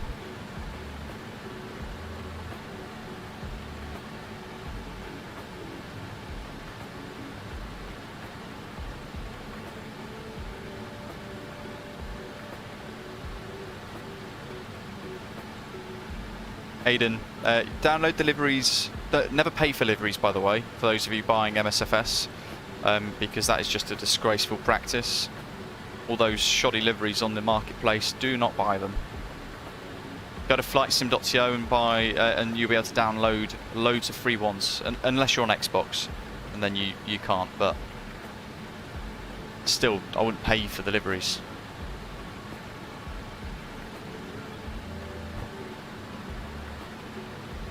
But if you're on PC, Aidan, you should be able to download the zip files and then just install them. There's a nice little wind farm down there into the community folder.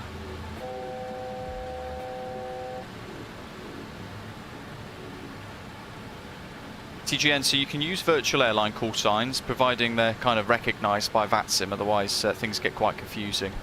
So the controllers have to know what you are. You can't just make a completely wild one up, and some call signs for obvious reasons are banned as well. Stuff that's happened in the past.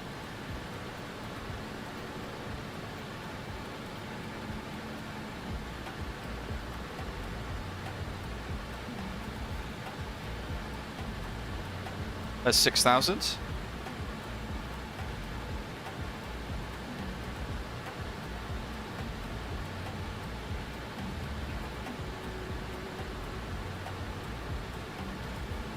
Sim with Elliot. I'd have to actually be doing it to work it out, but I think it's up to down. Neil, it's in progress. Put an update into Discord earlier on today, actually, with progress updates for the 736 livery for Osprey Airways. So it is coming. There's been a few things that Taxi has had to sort of sort out, basically.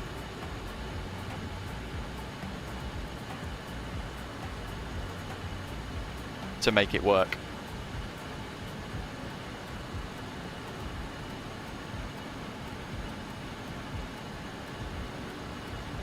Okay, what do we got here? Flat 33, 121. Let's set that.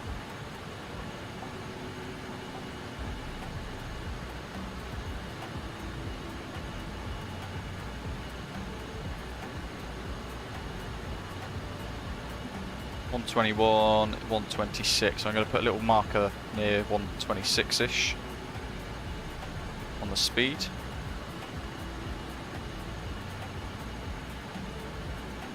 It's about there.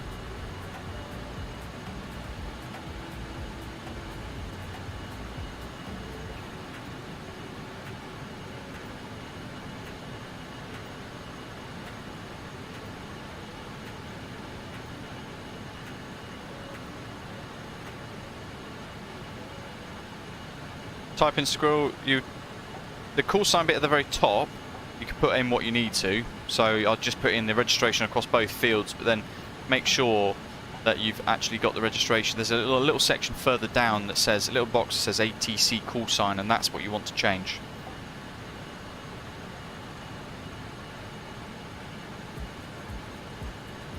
Neil, great effort.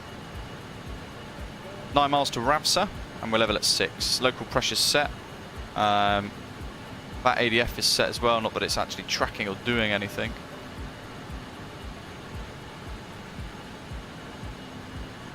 And we got, where is it? Treble 1, decimal 15. Treble 1, decimal 15. Course 272 and 272, the minimums are set as well. And we're almost time for our superb London City approach. Steep approach is on and active. I think I'm going to put this onto nav now on the right hand side. Still a bit too far though.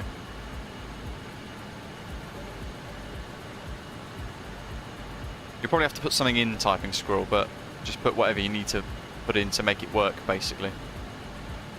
Christopher, good afternoon. Osprey 94 traffic, can I know your speed? Please repeat.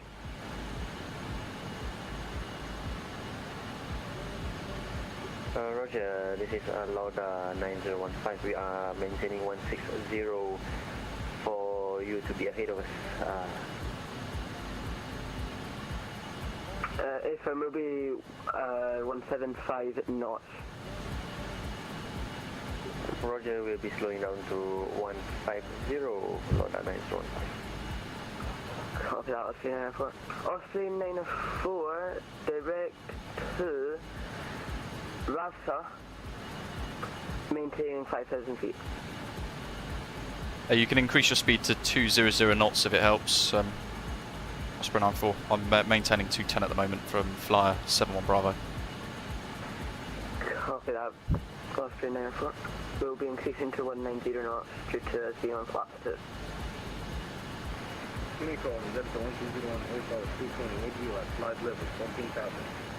Yep, hello, welcome. Oh, very posh.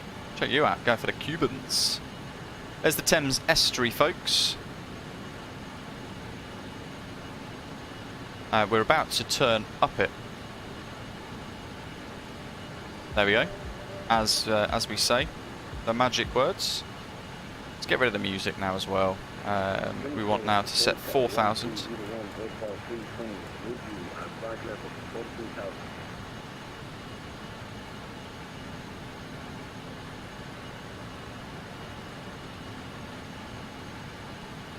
Got a few miles to run up the channel here. Top do. Lovely stuff. So we're trying to maintain our speed 210 at the moment. go altitude arm.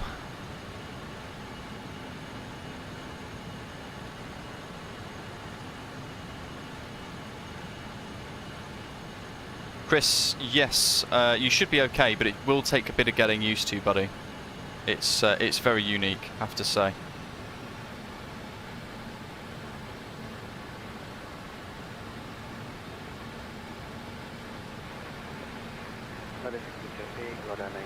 maintaining 150 and following route. We must handle echo 21, 22 and 23 to... Find it annoying having to match them up in the 737 when you take 8th T off. So you should be able to change a setting in there to make sure that you've synced the throttles. If you've got a single axis throttle, check your keybinds. So you might find it'll be a bit easier for you to do that instead. A weird little micro stutter that we just had.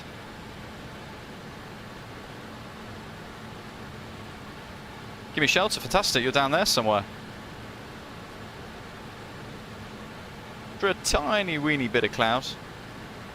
There's a lot of docks in this part of the world.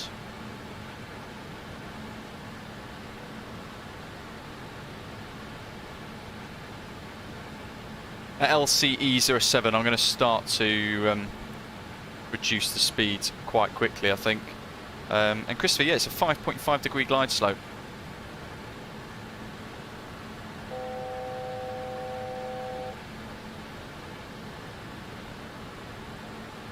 Lavno at 3 coming up as well, max 185.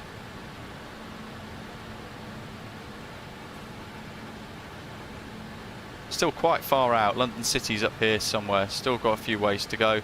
There's one of the ports. A couple of ships there as well. Awesome.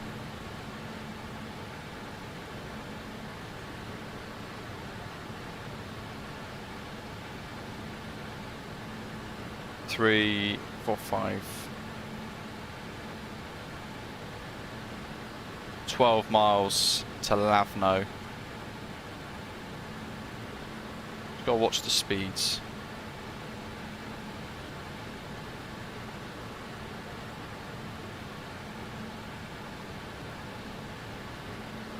Neil, cheers. Enjoy your dog walk, buddy. You don't have to if you don't want. It's very kind of you.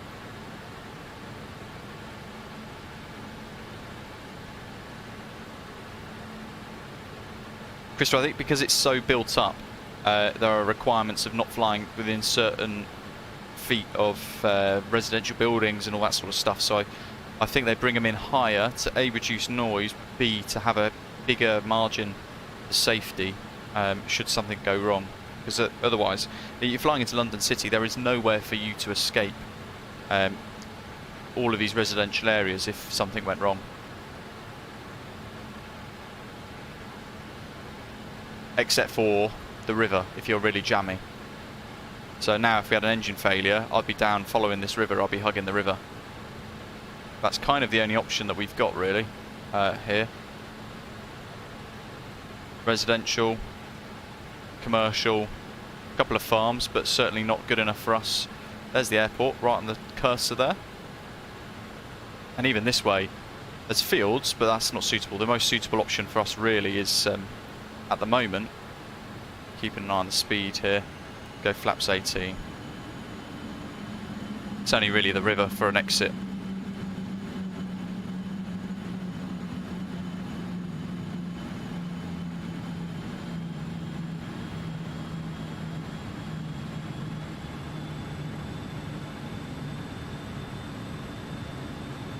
Jeff, it's crazy, isn't it? That's all good, that's looking fine. We want 2000 next. Altitude arm. And down we go.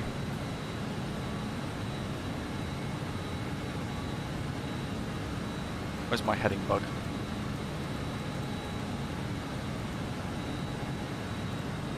No. Too many scrolls. Let's go to heading mode now. I'm going to go flick this across to nav.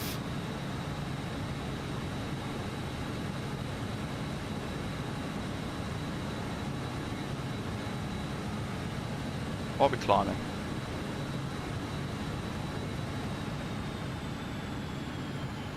Let's just sort this out a second.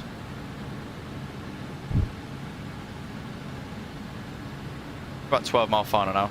London City Airport traffic, Flyer 71 Bravo is about 12 mile final, 4,000 feet for the ILS runway 27, London City traffic.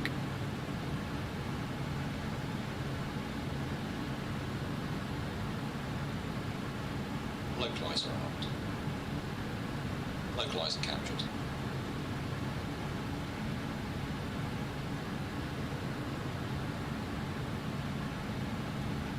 This is very turbulent, isn't it?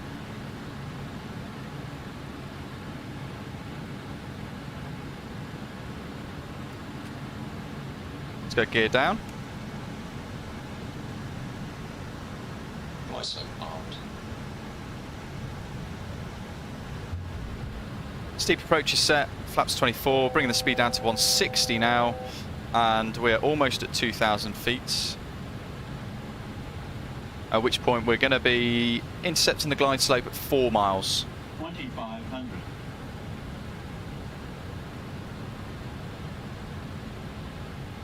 There's the airfield, there's the City of London.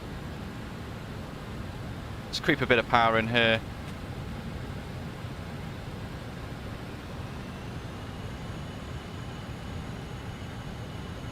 Sort out the view, get that reset for us, and add the power.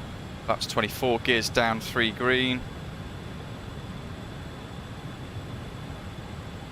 About 150 knots. Simly Bob, absolutely. Absolutely. Okay, we're established.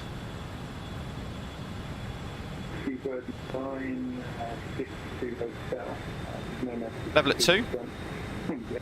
So again here, the only option is the river for us to escape should something go really wrong. Before the glide slope actually becomes alive properly for us, we need to make sure we've fully configured everything down. So flap 33 set now as well.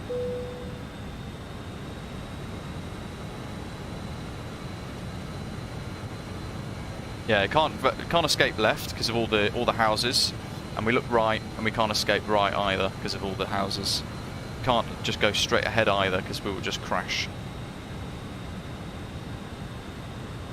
into the City of London. Doc, yeah, it's the Orbex London City, so the one that is completely, wholly inaccurate for what we want.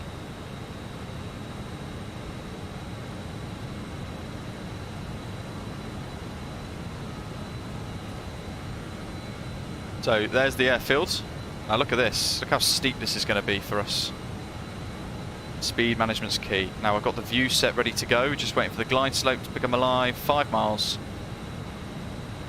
London City traffic, Flyer 71 Bravo's 5 mile final ILS runway 27 City traffic.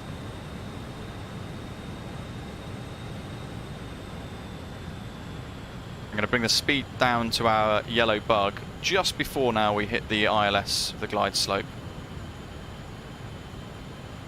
There. Glide slope's now alive. Starting to come down, and here we go, folks. Look at this for a steep approach.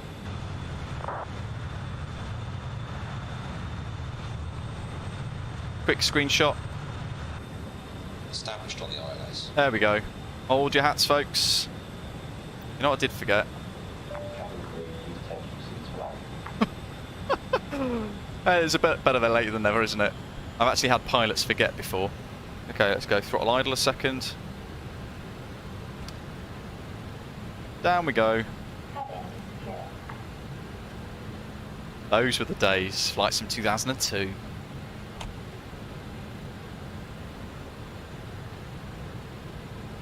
Steep approach, flaps set and gears down. Look at this rate of descent. Amazing. Coming up to 1,000 feet. Autopilot disconnected. My plane.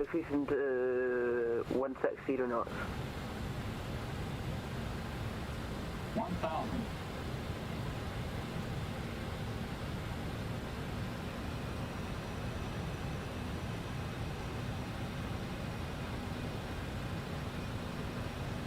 Little adjustment there.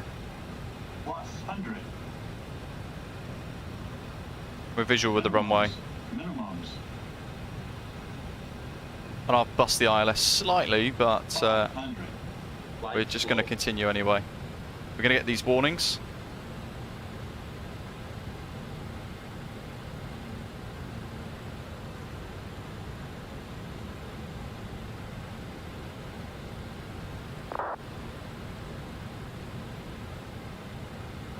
Get the spoilers out at the back end of the plane and starting to rotate now. 40, 30, 20, 10. Ground idle. Whoa, hello. Yeah, That was weird. Spoilers. Brake pressure C. 80 knots. There we are. 60 knots. Wowzers. That was closer than I'd have liked. What happened there? Not sure. We got a sudden swerve. We're going to vacate here. For establishing the glide for 27.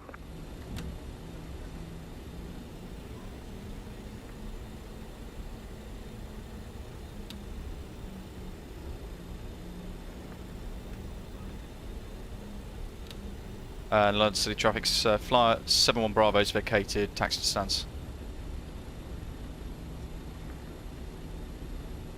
Not quite sure how good my landing rating was there. So busy trying to not crash that I missed it completely.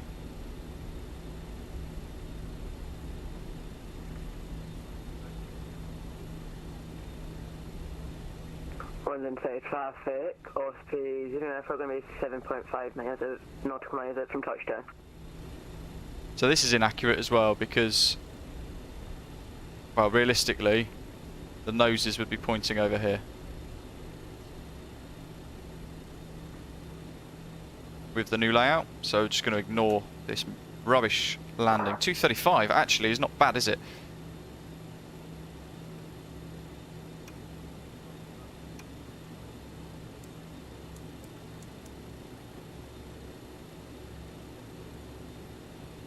That's all good. APU gen is on.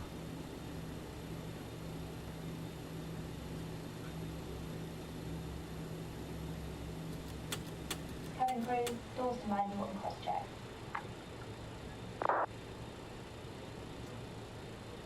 Chocks.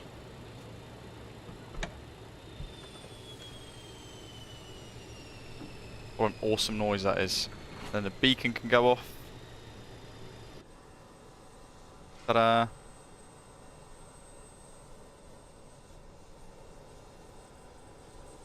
Off speed, for runway 27 at London City, clear to land.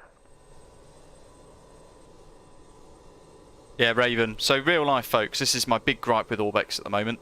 This dock here is pretty much completely filled in. So where that little truck is on the right there, you draw a line all the way down the dock to the whole point of the runway down the bottom there. That is now loads of stands and a huge taxiway. And it annoys me that they still haven't updated it because I've sent multiple emails. I've been promised it is coming in the future, but it needs to happen quicker, really. In my opinion.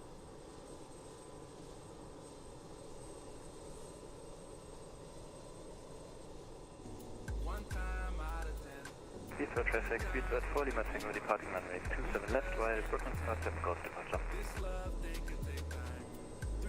And we've got to get our route for the way back.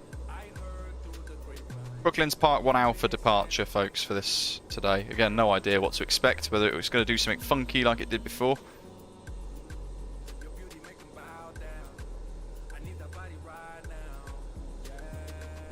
I feel like this music suits this approach.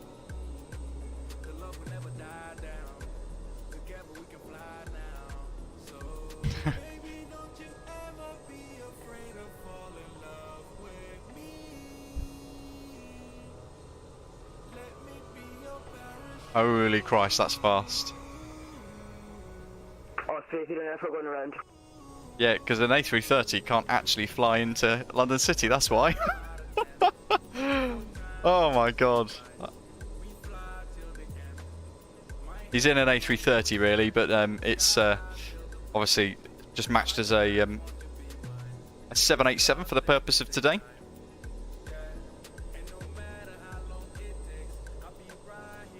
We've got a few others on approach. I think there's a Louder as well flying in potentially. So we'll keep the drone camera there, but in the meantime we shall go back to here and plan our next sector. So, Ready for takeoff selected. oh, for goodness sake. Hold and dock selected.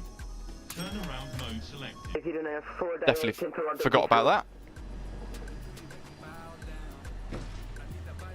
Definitely forgot about that. I'm just going to have to let the aeroplane settle in itself now, because I think it's got rather confused. Flyer 95 Charlie. TFE 95 Charlie, EGLC to EGAA for the return back to Pyreegue, Belfast. Airframe B. Where's the ICAO code for this beast? B463, there we go. And we'll do flight level 280.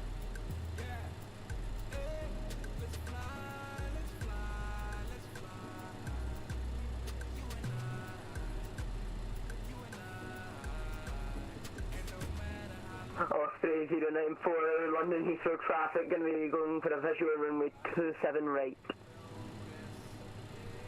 UN 601 Leicester, Tipham. It's looking pretty good. 27 and 25 for arrival. Flight level 280. And we can run this. Do we have anyone else flying in? Yes, Ferris, Louder 9015. Refile.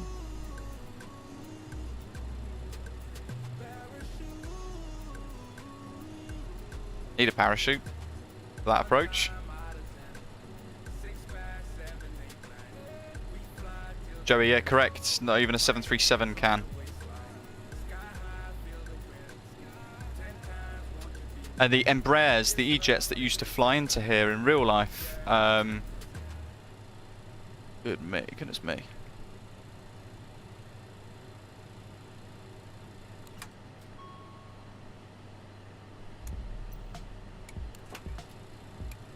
Right, yeah, this is properly reset everything now, isn't it? Let me just check all of this.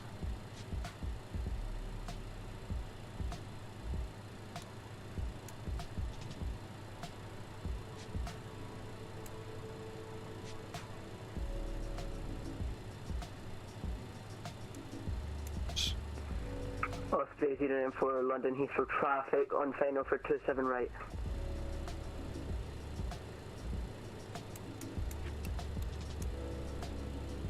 Nice detection set. Pop that on.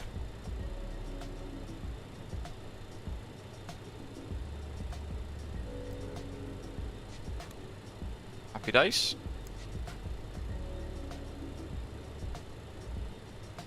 So where were we?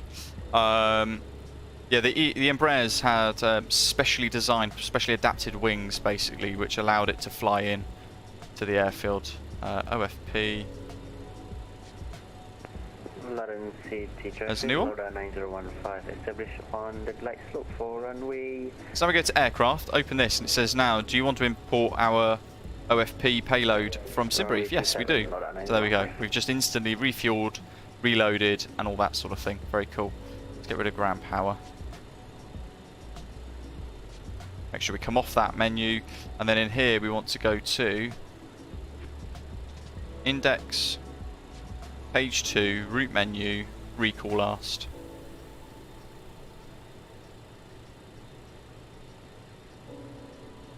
London Heathrow traffic, Osprey 094 on short final.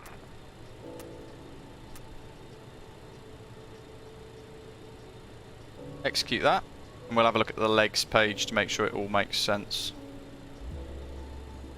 Yes. So now we need to add our departures. So runway 27 is what we've selected. Oops. And it's the Brooklands Park 1 Alpha departure, I think I said, wasn't it? Yeah, Brooklands Park 1 Alpha departure.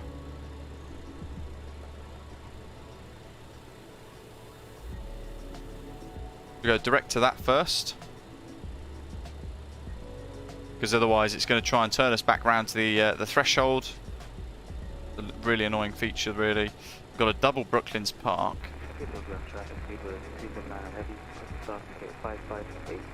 Open north. And then arrivals into Belfast, so we just want ILS 25 via Bell. No stars. Execute.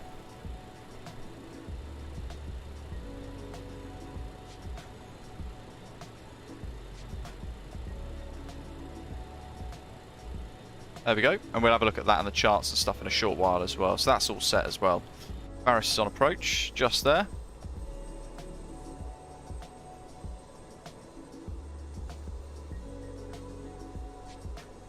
Christopher, yeah, that was kind of like the niche, wasn't it? London City traffic, Lauda 9015, 2 nautical miles, short final.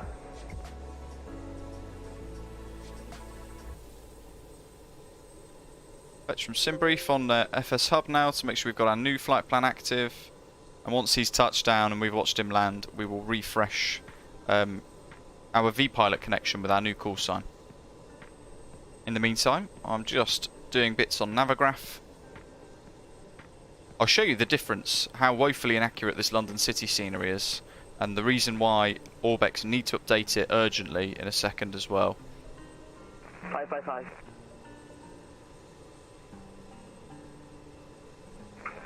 Osprey 094 vacating on. Vacating runway 278 after 7 Osprey 094. What was SAS Brathens, folks?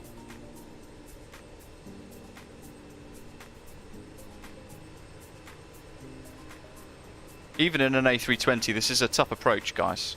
Really tough approach.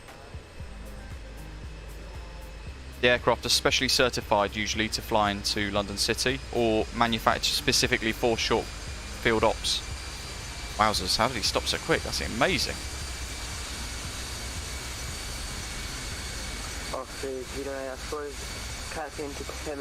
Must have been maximum brakes. All the brakes. 13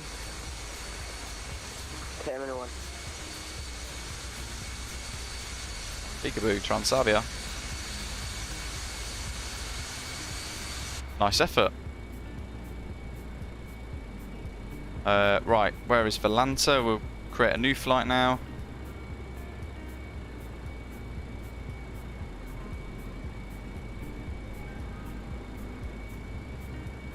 Nice quick turnaround in this, that's the beauty of it. Hot brakes indeed. Okay, so Navigraph.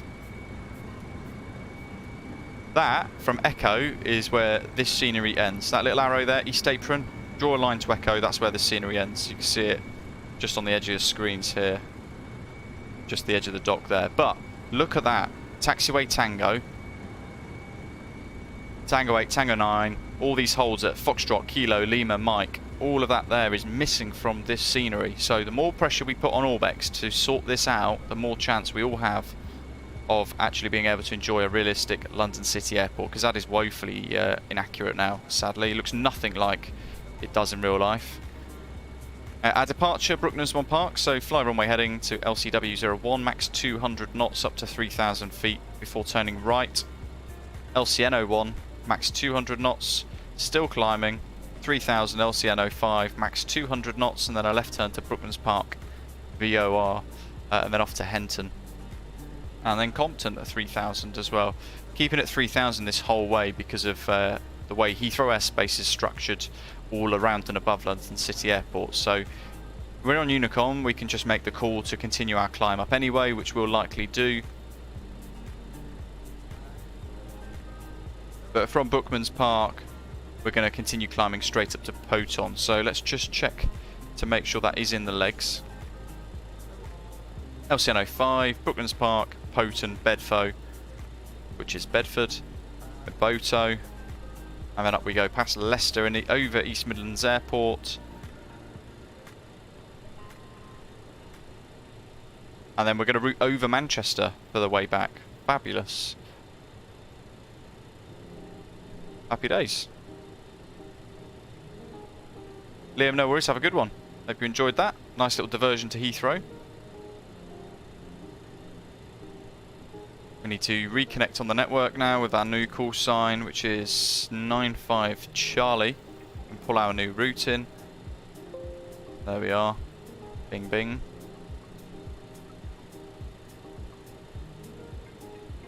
It was 3,000 initially. So we'll set 3, but we'll probably go well above it quite quickly. Topping Squirrel, the landing was better than I expected actually. A little bit of a float, but we got down quite nicely. Make sure these go flicked onto RNAV. Your damper needs to be reactivated. Down the bottom here. And then we can go to FID.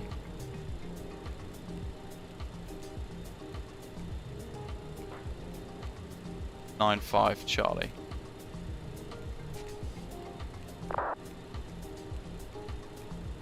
Like so. There's our new thing. I'm going to stick down TARA now because I will forget.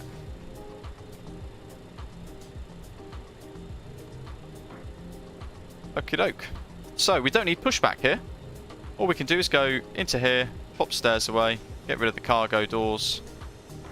Brakes are set, so chocks away. I have no idea what stand we're on. I think we're at stand 23. Or 22. 22.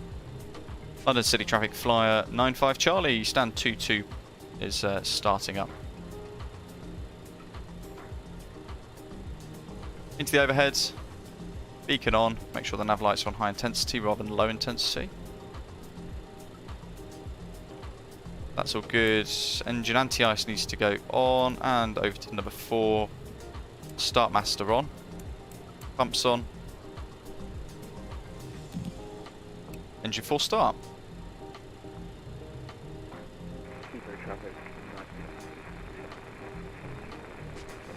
Shuts.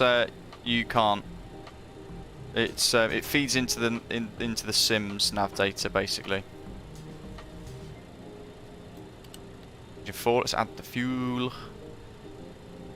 We go alt arm as well on the overhead panel for the autopilot. Perhaps not yet. Oh, that's why. Flight directors.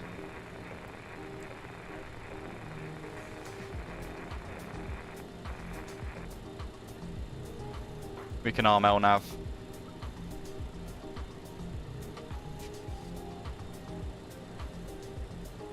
Just a cool, likes the short haul return flights. Good to hear. Varys, that's not bad. Oh, you're in the 736. It looks like you're in an A320, so I think we're a little bit confused.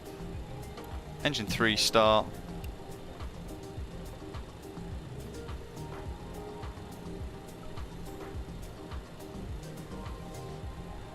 Yeah, I think when you install the nav data into the sim from Navigraph, I think it just feeds off that using the working title FMS. I'm not sure completely how it all works. Get rid of that door.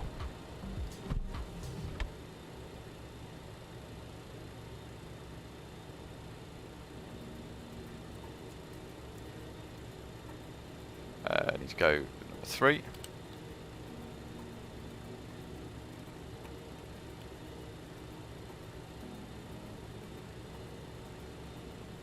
While that's starting up, let's just set the pressurization panel to 2.8, which is going to be there for pressure. A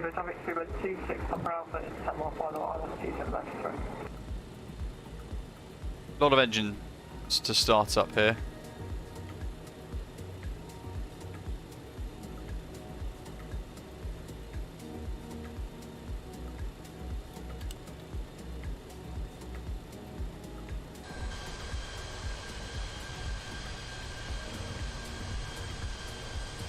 It annoys me there's no taxiway there, no extended east apron.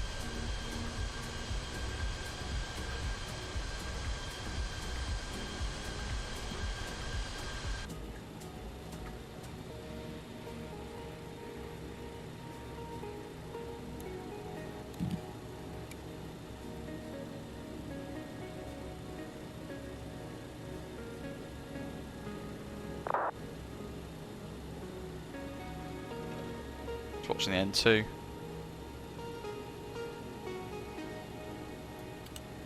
Throw the fuel in. We can deactivate steep approach mode down there. And we're actually going to want for this flight today, flaps 24 for departure. I think even then we're going to use most of the runway. And we're going to use toga. So we're not going to derate the takeoff. We need all the power this aircraft has got, which is also where it's quite cool. It comes into its own, really. You keep the APU on for departure anyway, and it will use the APUF, things like the air conditioning. Let's bring the generators online.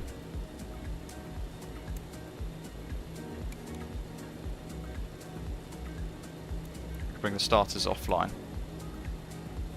APU stays on. Let's pop the taxi lights on there. Make sure that is on arm. Fasten seatbelt signs are on. Cabin crew, please take your seats for takeoff. I'm actually going to put the strobes on now because it's up here and we're pretty much going to start backtrack fairly quickly anyway. That's all good, they're all set, that's all fine. Let's turn the anti-ice off.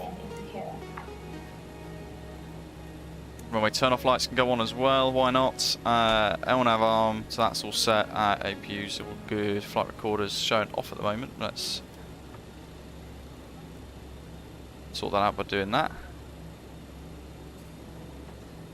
128s. Make sure the trims are all set neutral within its limits, and the yaw damper is on as well. Let's pop this back across.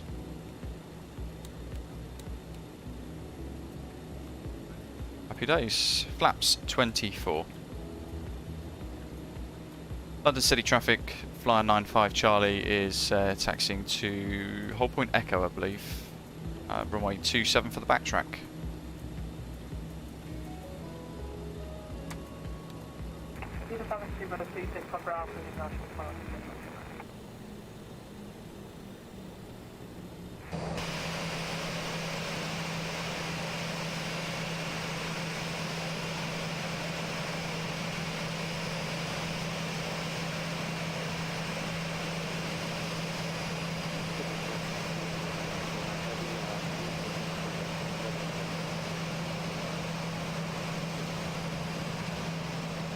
Go through the tail in a second. Just check left.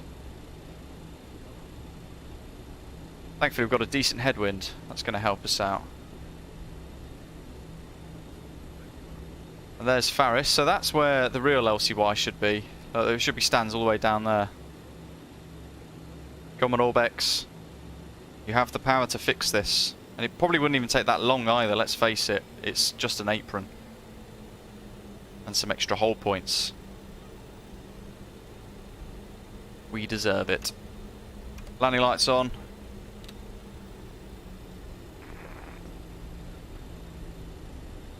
Let's hide this. Strobes already on. London City traffic. Flyer 95 Charlie's backtrack 27.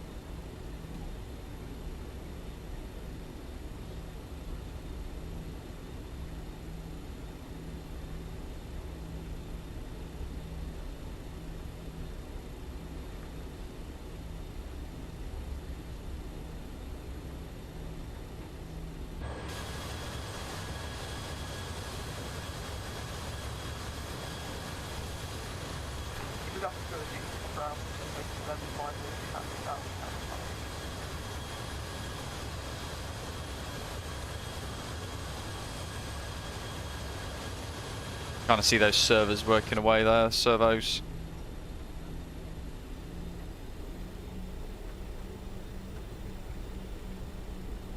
Haha, Christopher. They should. Aiden, welcome back. Barris is going to taxi on the real apron that goes down Tango towards Hold Point Mike. Lucky guy. Scenery that's actually accurate.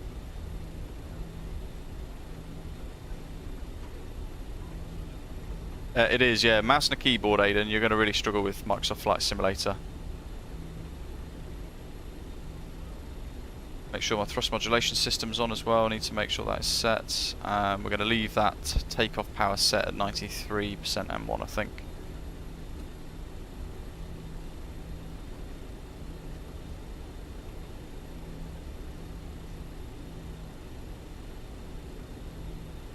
And we need as much runway as we can get. So in real life, this taxiway is a little bit further out now. It's kind of where this wall is.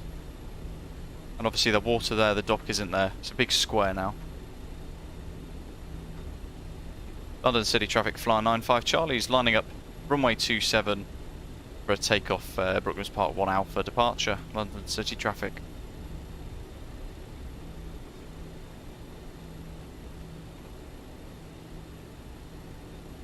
Yeah, Faris has got different scenery. There is a scenery on flightsim.to called New London City. Give that a go, folks. London City traffic, transit via 513 is going to push back from stand 21, facing east, taxiing by Tango to hold short Echo, waiting for the traffic at runway 27 from the city centre. The London City traffic. Bar brake set, light signs set, required, all good, strobes are on, APU still on, and we've got all of the power that we need from the APU doing the aircon. Whilst we do everything else with the engines, we need the power. Oh, we're going brake fans, cell, ground, and flight record. Recirc. Okay.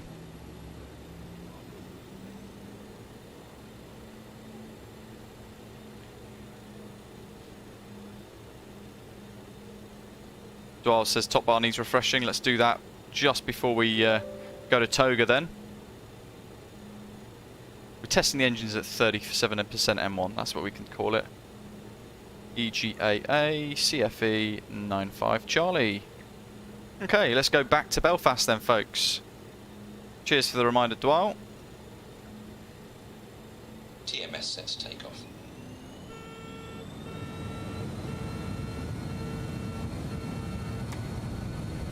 Power set and one achieved.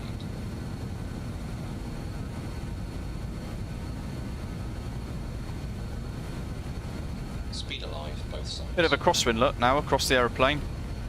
80 knots, cross checked.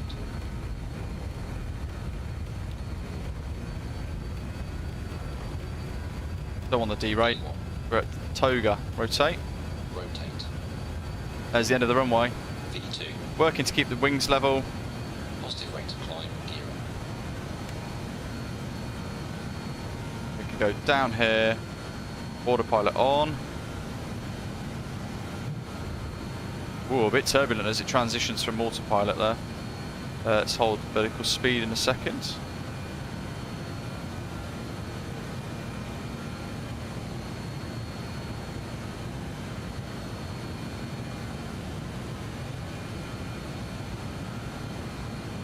It's because I still had the brakes on, Rab. I was trying to get max power first. On the departure. You know what, let's keep it going up. Safe flight speed, select flap 18. Flap 18.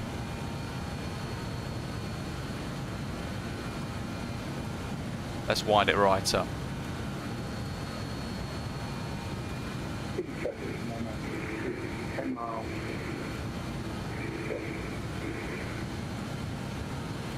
.28. Oh, arm. Don't need BS mode at the moment, we'll just allow the speed to come up.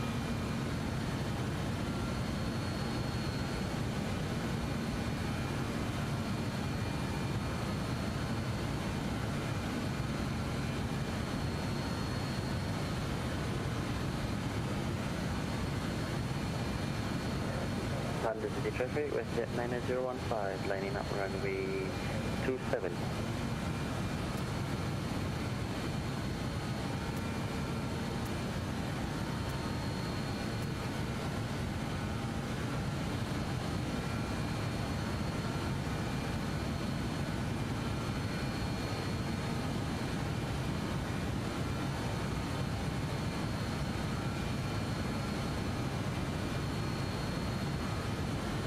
Go to MCT. We want a A20 for climb. TGT. VFTO, safe height speed. Let's go with that. Flaps. There's our VFTO. Cool. Flaps clean. Let's clean the airplane out. Camera I've checked the legs page basically. Max 200 knots. So I'm gonna increase that pitch a bit more now. We've got, oh there we go, speak of the devil. Now it's still max 200 knots, but we've actually blussed out above the SID, so on runway we shall continue without. Climb, climb, climb.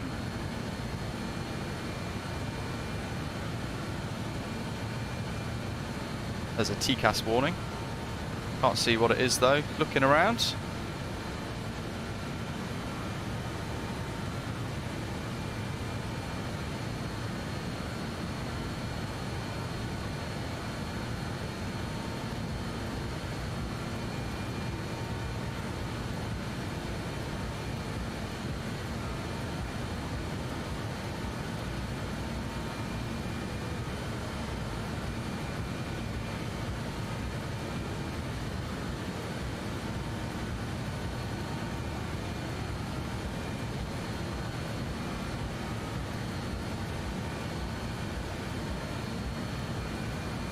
Watching the speed there, bang on 250 now.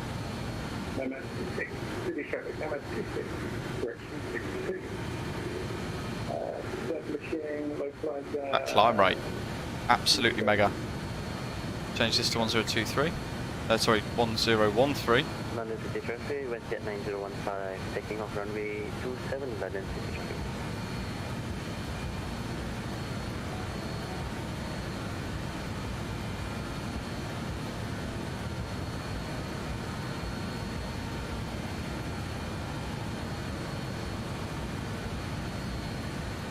That was a climb warning for TCAS, I think. 310.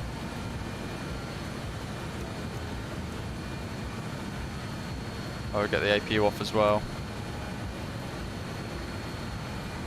Bird 838, frequency 122.8, flight level 180.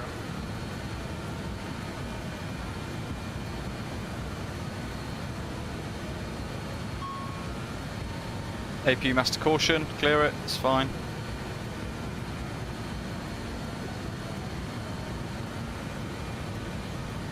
London City Traffic, WestJet 9015, airborne 27 is clear.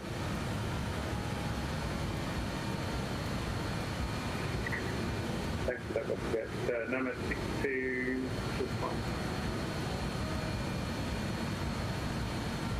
And what we'll do is we'll get to a nice speed for climb here.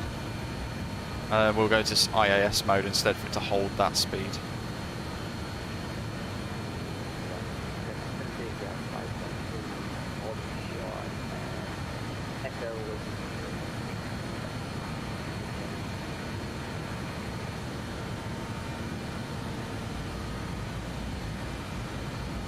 $315, we'll do another one.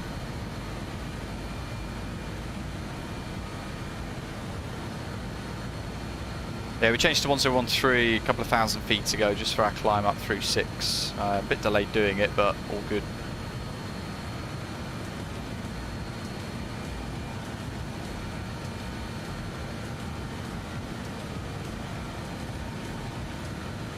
So we're going to change our TGT to 840 now. Get a bit more power out of the engines as we climb through flight level 150 in a second. Hi, Charlie. I'm actually going to clear that because it's getting some weird behaviour in the sim.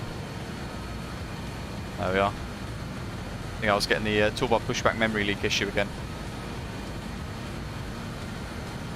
Let's go to IAS mode.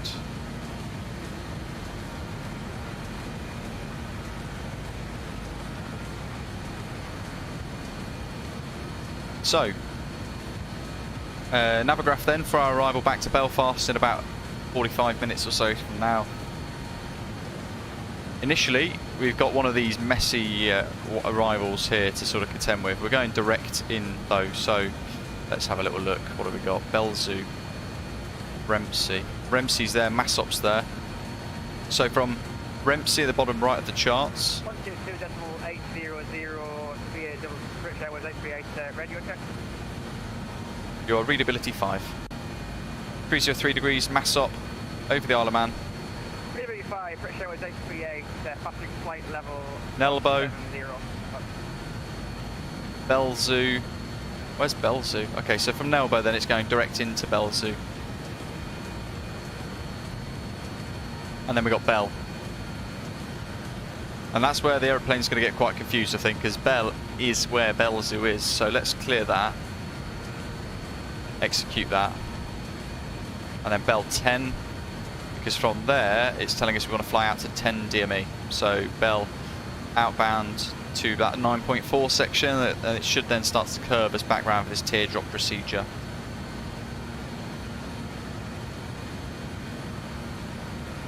We could potentially do the direct arrival southeast down here, but I might just overfly the airport and let it do its thing. Might be a bit easier. You can see there we want to be down to 2,500 feet. We pass over the VOR at 4,000, then we continue our descent to 2,500 feet for the ILS approach. This time a nice 3 degrees for us to monitor. We'll do 200 feet for the minimums.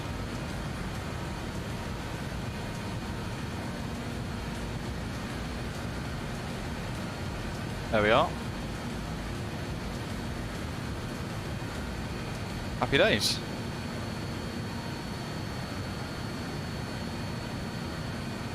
From there, runway 25, what can we expect for taxi? If we look really far ahead of this, we can work out where we're going to taxi. So 25, we might miss Bravo, it depends. We can do a bit of light braking down to the end, and we can vacate onto 35 up to Charlie 1, and then we can taxi in via Charlie. That could be quite cool. We'll do that. Sounds like a plan, Batman.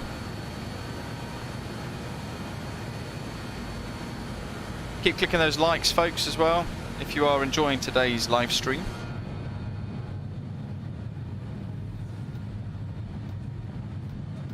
Andrew, awesome. Have a good day. Yeah, the all 46 is great.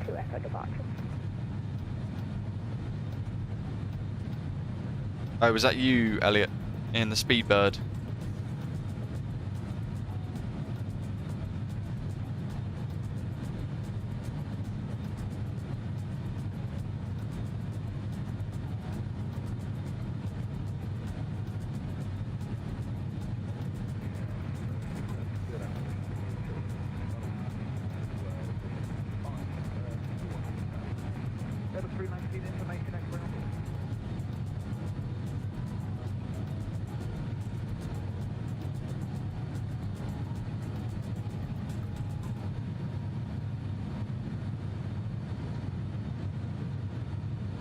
Where are we at the moment? Bedford. We've got a little way to go. Should be interesting to see what the ILS looks like and what Belfast looks like from the approach now. We've done the departure, we'll do an approach in, and it'll be probably just as nice.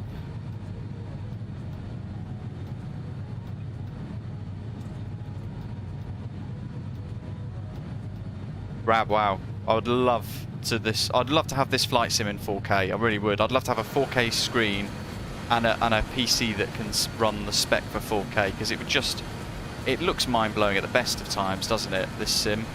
But then we get days where it just looks fantastic in 1080p, which is what we are looking at this at the moment. For it to then go to the next level and be 4K would just be exceptional.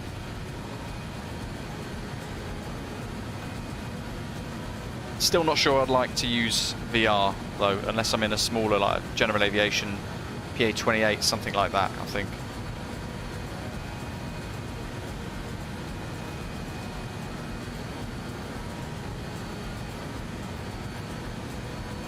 Rab, yes, good point. I'll try not to.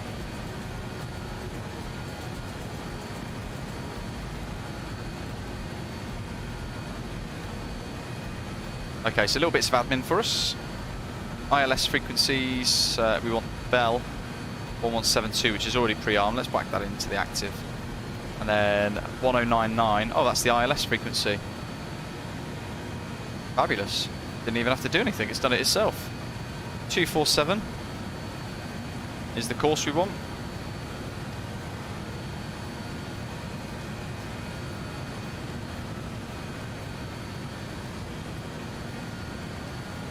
.1099.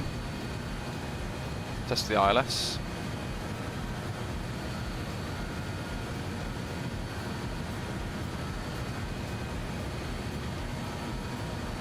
VOR.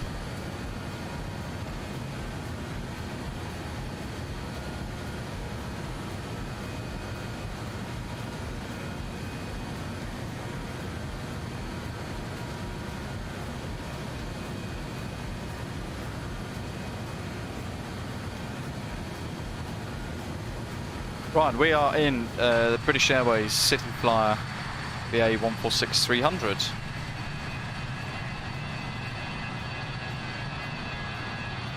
Great fun, very hands-on, and can be very unforgiving as well if you get it wrong. It's really enjoyable.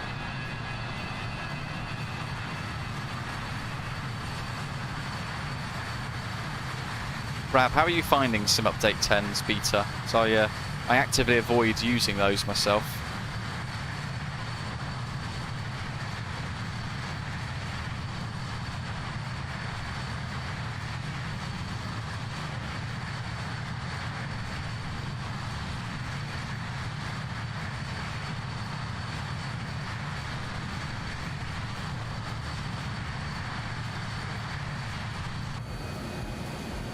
Speed's good. We're almost at cruise. Happy days.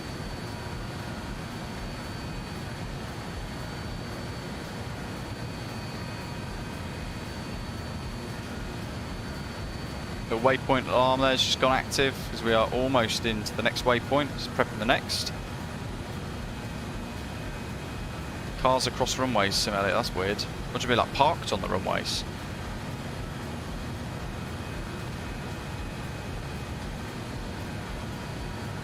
We want 740 for cruise, don't we? So TGT 740.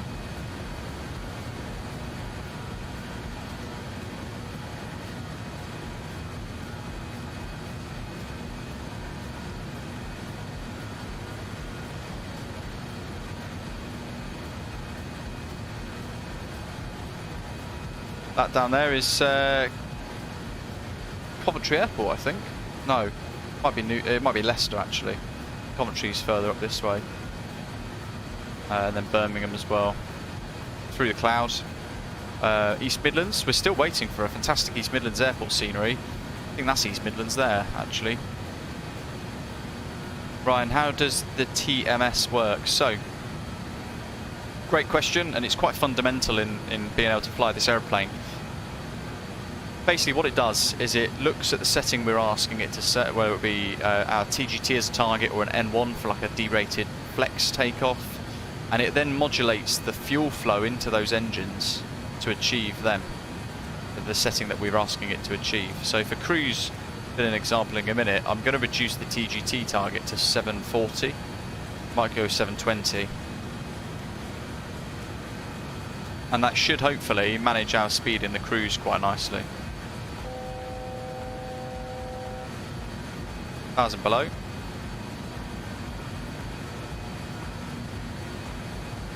Same with descent. If we're going to descend like we will do in a short while to head back into Belfast, we're going to want to click that button there, and it's going to keep the engines at a sufficient rating to keep all of the basically everything alive, all the engines running and the hydraulics pressurized and everything else.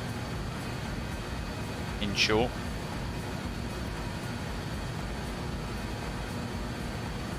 So we know we've got 500 feet to go. So we're going to go to, oops, 720, like that. Power on, TGT set. So now it's giving us 4 arrows. Just saying now to achieve 720 TGT, I need to actually physically bring the throttles back slightly. so that the aircraft can actually do what I've asked with the TMS. There we are, like so. And now it's trying to modulate the TGT between all of the engines. And if we sync with M1, it will try and match all of the different engine output settings. You just need to keep an eye on that speed there.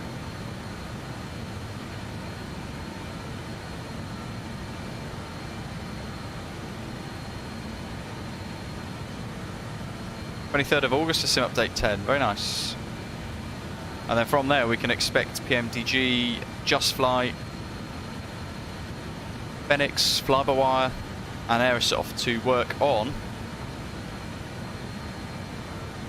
the weather radar. Very exciting.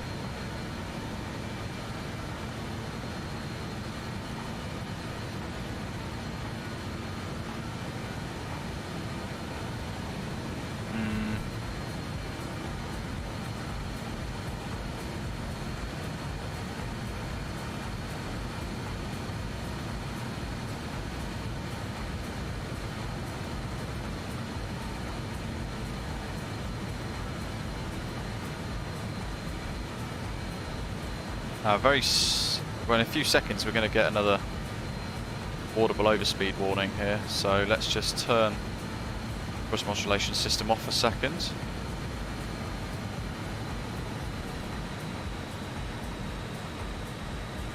We want something more towards about 84% M1.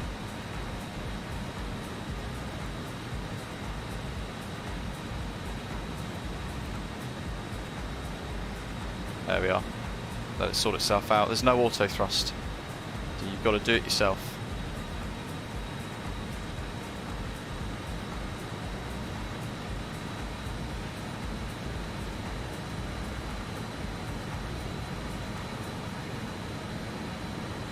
That's going to give us a TGT of about 660.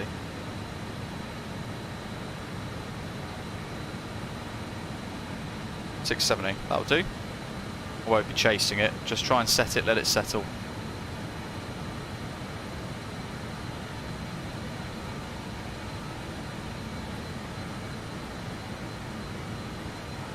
So what I've done is I've set the speed bug here. You can see it's on the PFD there, that little circle. So if we're accelerating, it will tell us we're going too fast, and if we're decelerating, it will tell us we're going too slow. But it's a very hands-on aeroplane, as Rab's saying there.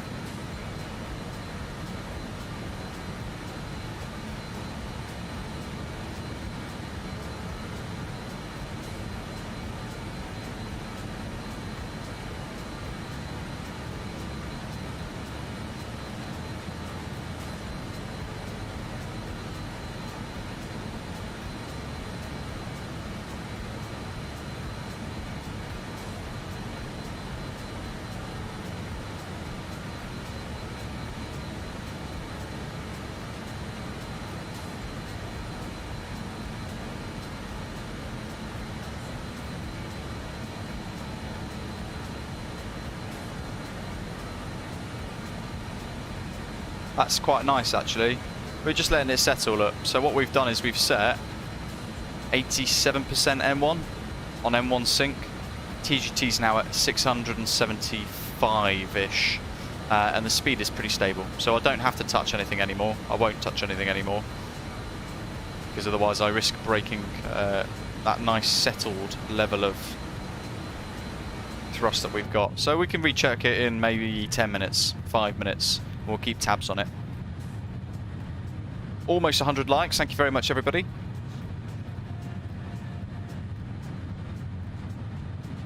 Tomorrow or Sunday, it's going to be. We're going to be able to all enjoy the Pyreegue Devco Belfast, and as we saw on the departure, it is exquisite. It's so good.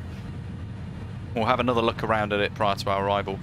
But for now, for those of you watching, let's tell you what we're doing tomorrow. So it's the big VATSIM Birmingham Midsummer Madness event. So it's going to be lots of ATC covering Echo Golf Bravo Bravo, Birmingham Airport in the Midlands in the UK. And our bronze, silver, gold frequent flyers have been voting on a route that we're going to be doing. out of 5 options. So the route is going to be, by the looks of it, Birmingham to Mykonos in the 737-700. So we're going to depart the Midsummer Madness event and we're going to be flying out. We'll have Birmingham delivery, Birmingham ground, and Birmingham Tower, Birmingham radar all online for us, and London Centre as well, probably, to get us out and away over UK airspace. And then Mykonos is going to be very interesting. It's an airport that is always used to particularly strong wind shear. VATSIM Mike in Sacramento, good morning to you. Hope you're well. Rabs dropped the METAR for Belfast in the chat for us, thank you. It's winds 320 degrees at 11 knots, so we've got a decent little crosswind for us. Variable between 290 degrees and 350 degrees, so could be an element of wind shear there as well. All the nines, a few clouds at 4,700 feet, 18 degrees Celsius for the air temperature and the dew point, plus 8 degrees, QNH 1025.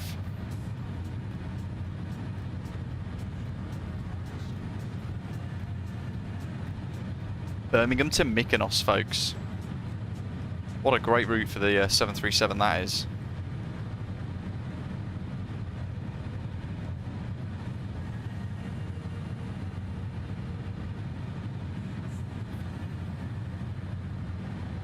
The second choice was Birmingham to Bergen and back again. I was kind of hoping for that one. That'd be quite cool. There's some beautiful freeware scenery for Bergen. But Mykonos is fantastic. 29 palm scenery there as well. Very, very cool indeed from Contrail.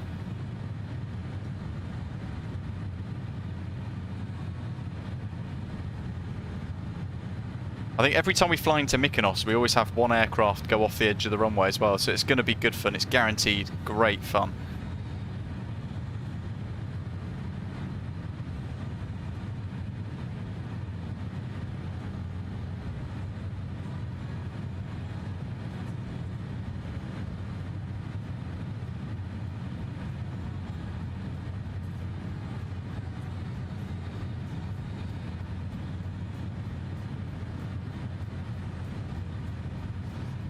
Osprey dock indeed.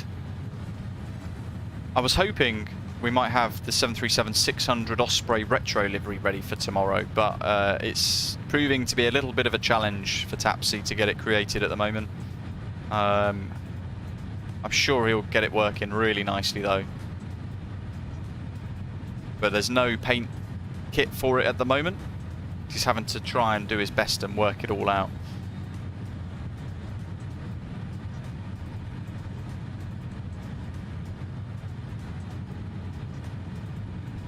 But it's looking awesome. We shared a couple of the preview video pictures of it, screenshots from it on our Discord server.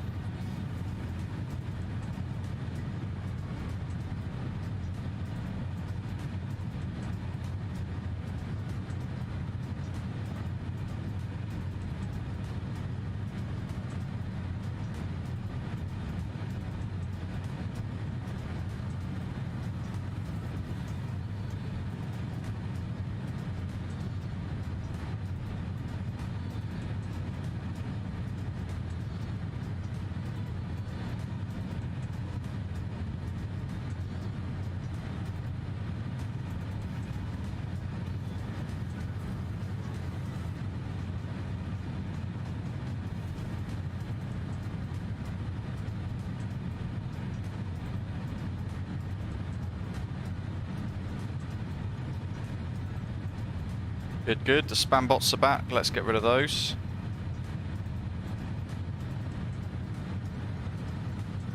You think they'd give up because they actually never really last that long at all on this channel. We usually get them gone fairly quickly, so you'd think they'd just give up and go spam somewhere else.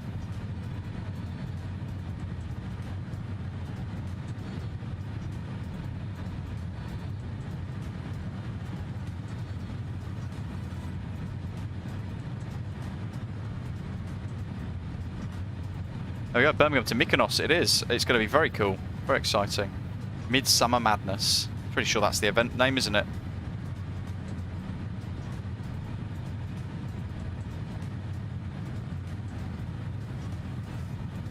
Let's have a look on the VATSIM website. Tomorrow, Midsummer Madness, there we go. Midsummer Madness 16, a group of controllers from our community will be meeting in person to provide ATC at Birmingham on Saturday the 6th from 10Z to 19Z. And there are plenty of prizes up for grabs, folks, for those who are going to be taking part as well. The latest rendition of VATSIM UK's longest running event. So across the 2 days, Birmingham Airport will be fully staffed between 9Z and 1900Z on both Saturday and Sunday. You can turn up, fly to and or from Birmingham in whatever aircraft we like, whenever we like, and as many times as we like. The 16th anniversary of the event, which is really cool. Most of the controllers are actually going to be sat in the same room as well, so they tend to hire out a conference facility. That's all looking pretty good still, in a hotel or somewhere similar, and that gives them the ability to set up like almost a virtual proper ATC control suite, which is very cool. There's going to be prizes from Orbex, PMDG and A2A simulations, and you've got to head over to their Facebook and Twitter to find out more. No, not flying back, Doc. That was the thing in the route poll. It was either one way to Mykonos or we go to Bergen and back. But everybody wanted a one-way instead. So we're doing that. I was hoping for Bergen because we could have done the return. Liverpool down there somewhere. In fact, there it is. See the runway.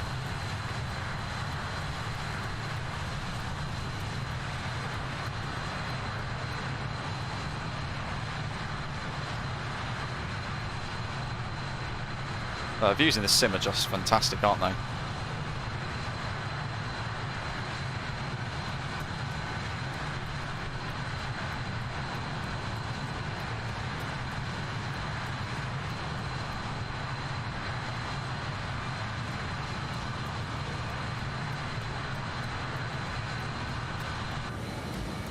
Right, 27.9, and how many miles is it from the arrival here? Let's see, Rempsey 22, 39, 62.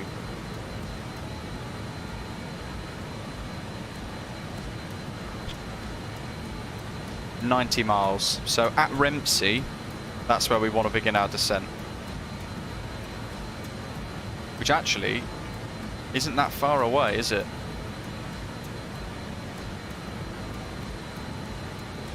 1172. It's already picking up the VOR at Belfast, actually. Look at that. Doc, they will still be online if we fly back. Yeah. Well, actually, no, not Mykonos. Not Mykonos. It's too far, isn't it? We'll get to Mykonos about 5 PM, so we won't get back until about 10, 11 PM at Birmingham. Which is why it's a one-way option only. Unfortunately.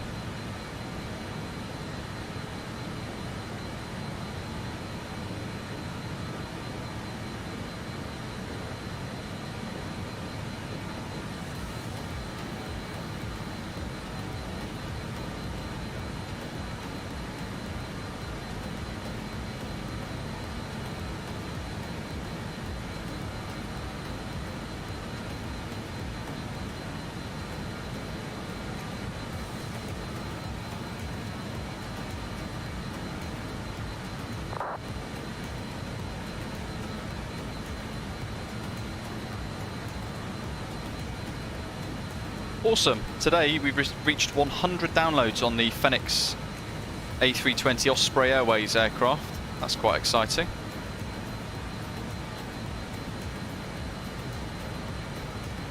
Badger's taking the 737-600 to Mykonos tomorrow. Very cool.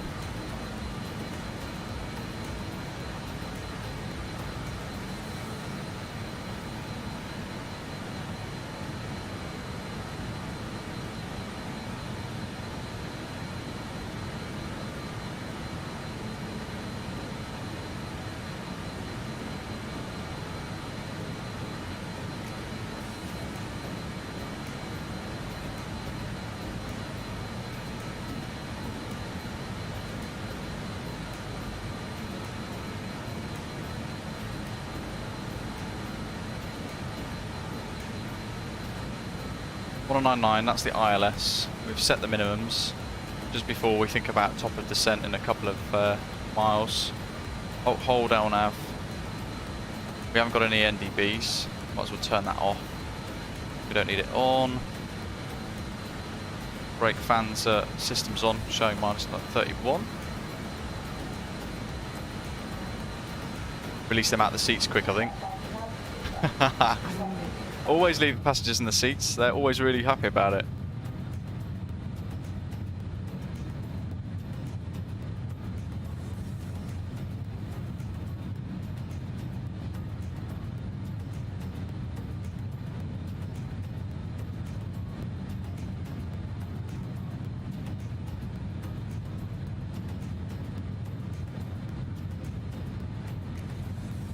Okay, that's the thumbnail for tomorrow ready as well. Multitasking champion. Doc, no worries at all. Thank you very much.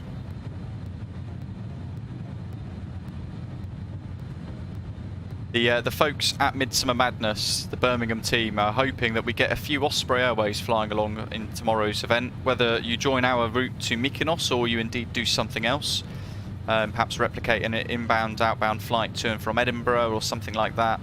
They're hoping that we get quite a few Osprey Airways flights in and out of Birmingham through the events, both tomorrow and on Sunday. Sadly, I can only do tomorrow. But yeah, every entry is going to be an entry into winning some really cool prizes, and you'll be part of a fantastic event. Last year it was really good. A couple of years prior to that as well, fantastic event. And I can't always get the chance to take part, so really looking forward to tomorrow. It's going to be good fun. Fly UK as well is taking part in the event, bit of a partnership, so there's going to be a lot of Skyways flying out of there too.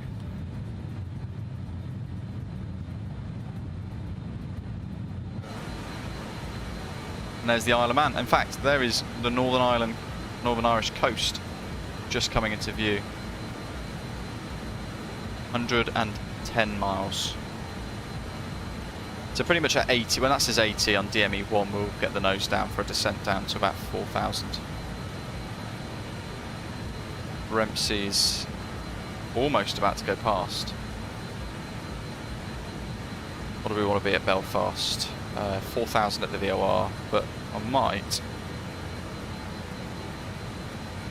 fly the DME arc, to be honest.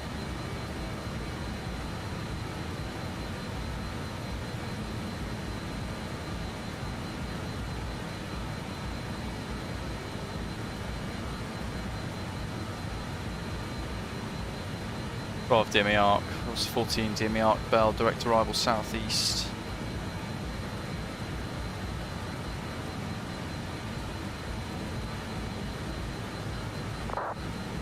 That's on an outbound radial of 127 degrees from Bell.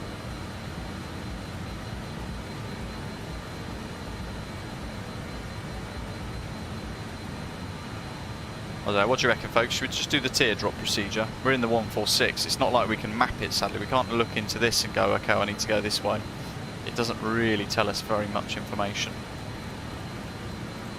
You kind of have to trust that your data is correct. But we can manually vector ourselves around the arc as best as we can if that's something we could try.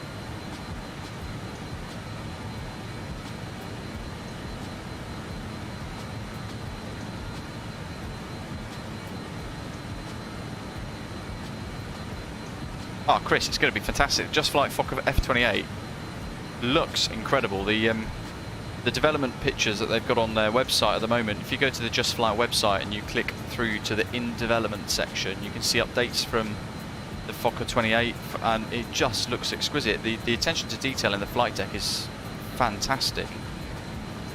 It looks like it's going to become a very, very high quality add-on. 97.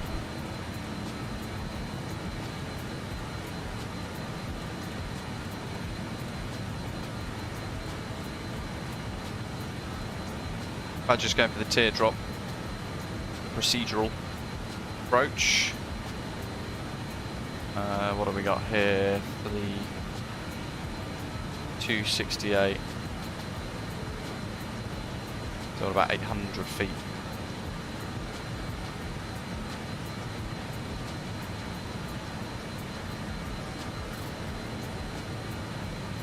About there.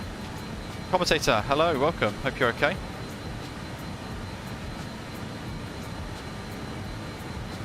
They are off, good.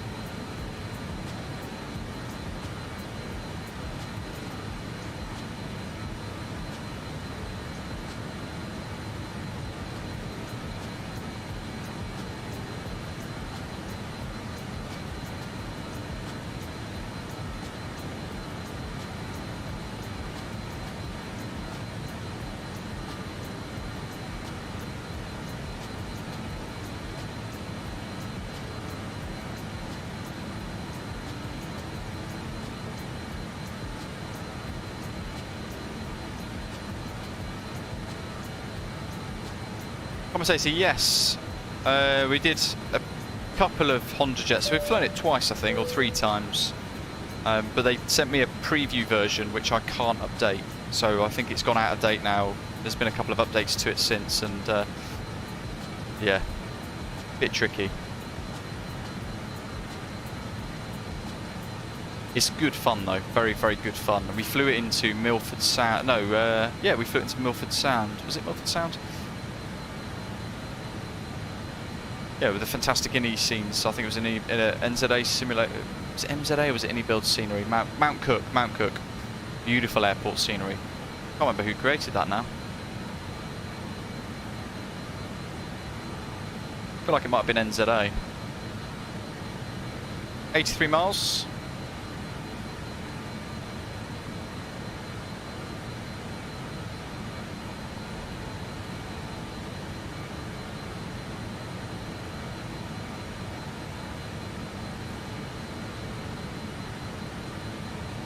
Altitude arm, descent mode active. Now it's TMS is telling us to bring the throttle down.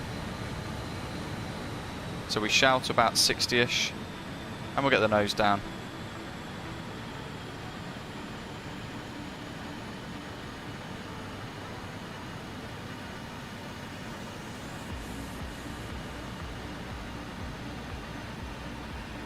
And we'll just monitor this rate of descent here. I don't want to descend too fast.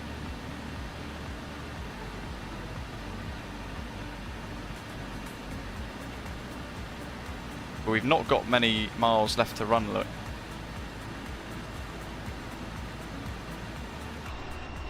Whisperjet, silent on idle.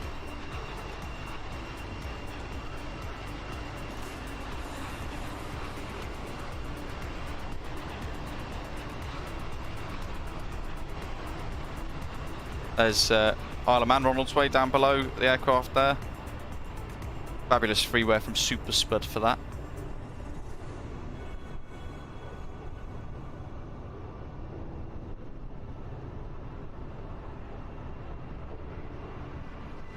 One of the things the airlines loved about this was how quiet it was. It was great for noise abatement. Hence its nickname being Whisperjet.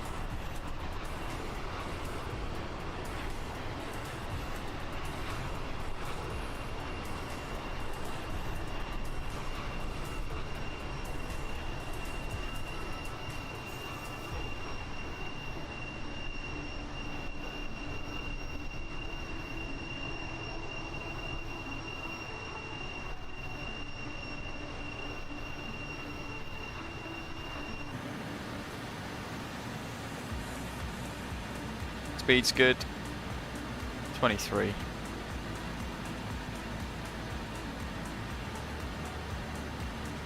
TMS is advising us to decrease even further. Interesting. We don't need to though.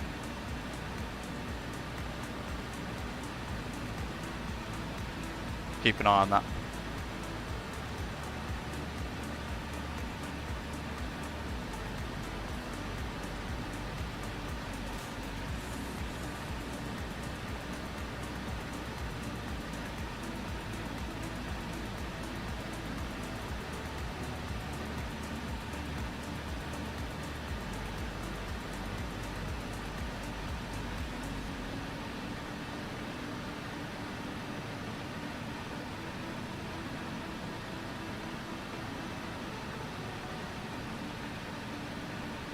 We've also downloaded the new Sky Dolly, folks. Now, I've not tried it. I know it's been updated over the last couple of days. So what I'm going to do, actually, let's fire it up ready. In effect, we're going to record the landing and we'll replay it. So we'll see what it's all like. We'll grab a replay. Sounds good.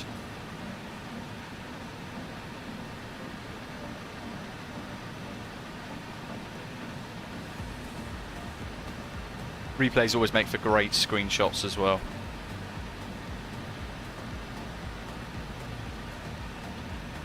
Speed's looking alright actually, speed's looking quite nice. Engine 2 reckons it can come down a bit more. Interestingly, it's lost its sync. Yeah, it's fine, we'll leave it on descent. That'll do, all below 60.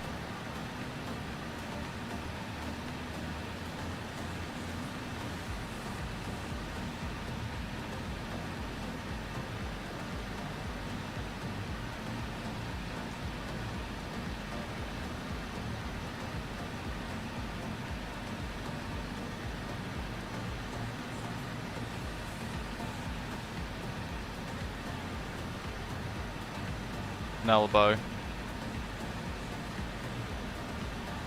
Still got a way to go before we transmit anything, but excuse you. I'm sorry, apologise. No worries. That was so nice, apologise. Absolutely brilliant.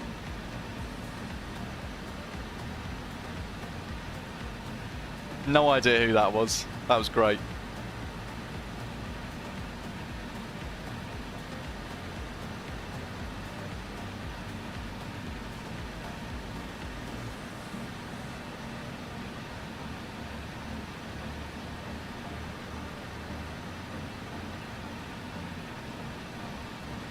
I reckon we can come off the rate of descent a little bit here, you know? Oh, well, hopefully whoever that was has gone to get some water.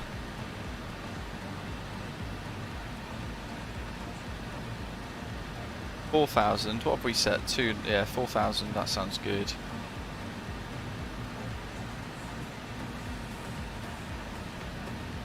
I reckon we can come off this rate of descent a little bit, you know.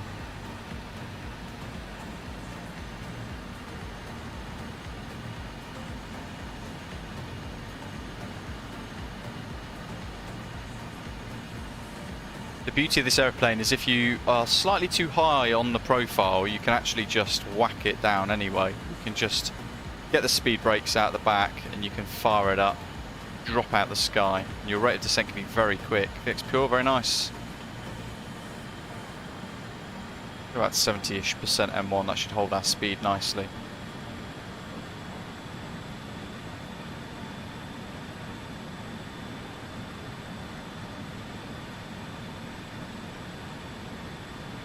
Just reduce the rate of descent for a few minutes.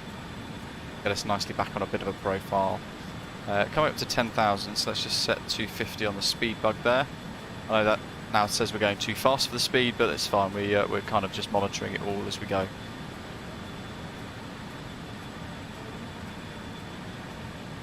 Form 172 is Belfast. 1099 is set with course for the ILS, and the minimums are set. Winds 340 at 9, variable between 310 and 010. Wow, okay, that's going to be interesting. That is, that's given us a decent crosswind actually, a whopper of a crosswind. And variable, so this is going to be quite an interesting approach, I think. See, if we had an Airbus, an A320, speed would be managed for us. So it takes a lot of pressure away, but this I'm having to control all 4 engine power outputs at the same time as monitoring the descent and everything else.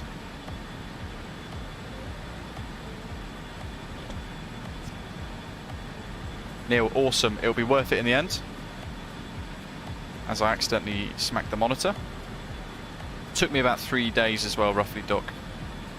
Although now my internet's about 1,000 meg per second. 1,000 meg? About near 900 megabytes per second, I think it is, roughly. And it tends to now be a lot easier to update and install AIG because it's a lot quicker.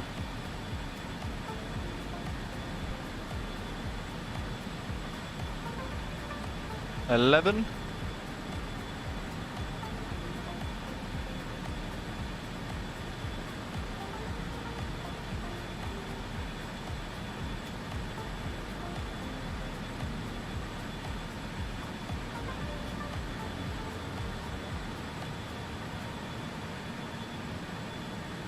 Belfast traffic, flyer 95 Charlie is 35 track miles to the southeast of the field. Descending through flight level 100 inbound for the ILS. Expecting runway 25 approach. Belfast traffic.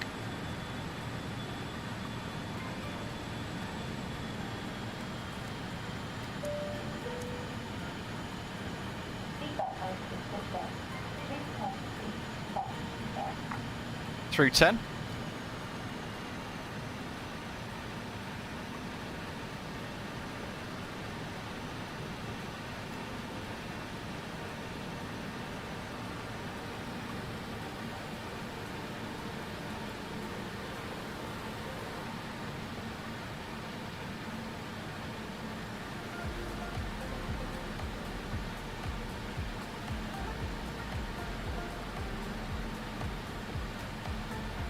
And we continue our descent down. Lights and signs are all as required. Let's get the APU started up. Seabird 838 is approximately 46 miles. APU master caution, it's fine, clear it. 15,000 feet for ILS approach to runway 26. Let's make sure the heading bug is set there as well for us. Want to track straight towards the Belfast VOR first.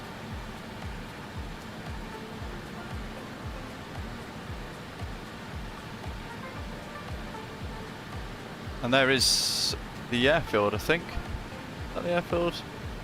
It's just underneath the cloud, the other side of the cloud. There's that hill there we've got to go past. There's a ship. Awesome. Belfast City, actually, Belfast City Airport is here. Just where my cursor is.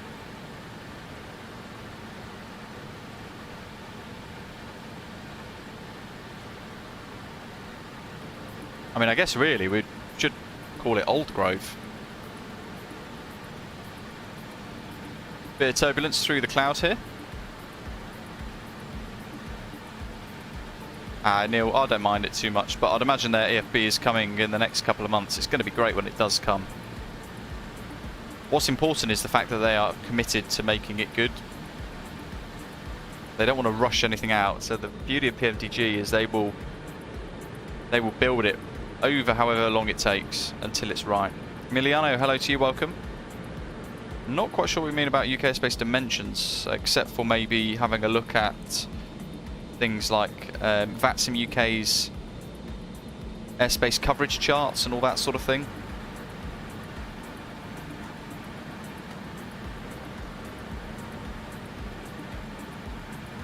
Grab, nice. You got about half then, haven't you? Get rid of the music for now as well. Yeah, the fly-by-wire flight pad's very swish.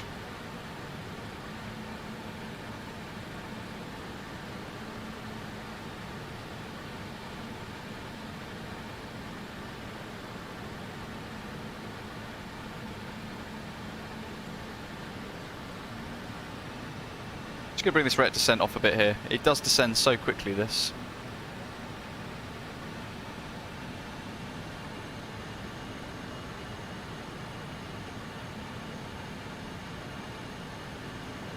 Put it on sync mode for a bit.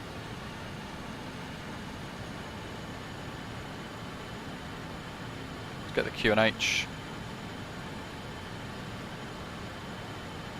1025.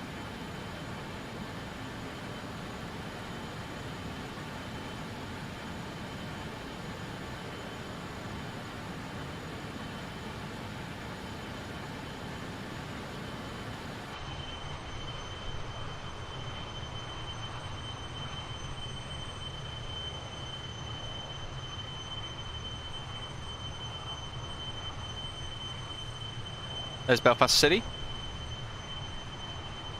which I think is that George Best? Belfast George Best? Can't remember. We're off into our wonderful Alder Grove.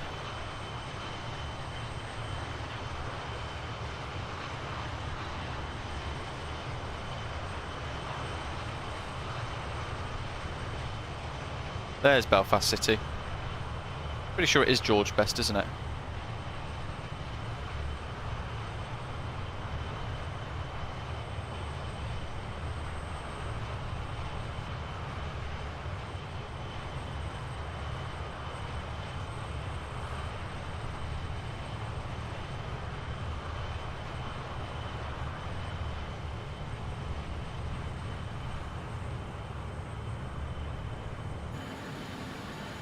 Check the speed, looking up. I think there is our airport, right on the nose.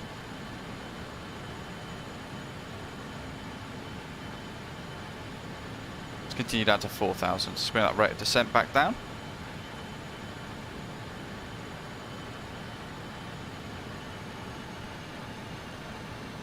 You can see an aircraft that's just flying around there at the moment.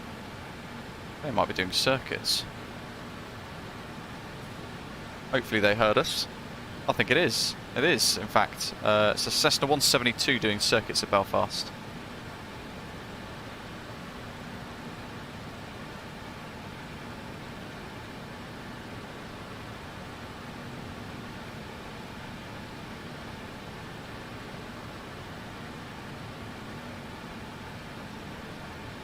Oh, terrible joke, Neil. 8 miles to the end, the VOR now.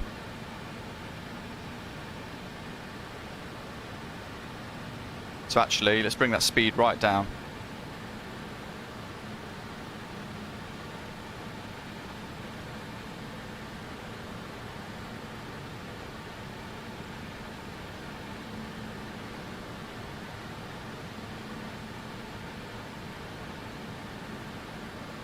Alder Grove traffic, Golf Charlie Delta on final, runway 25 off that transfer.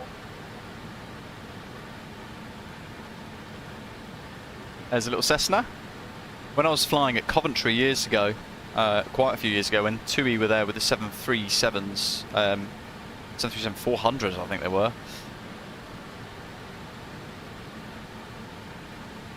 It was all good fun. I would find myself flying a downwind leg, like that Cessna is there. All of a sudden you've got 737 on like 12-mile final behind you, and it was a weird experience.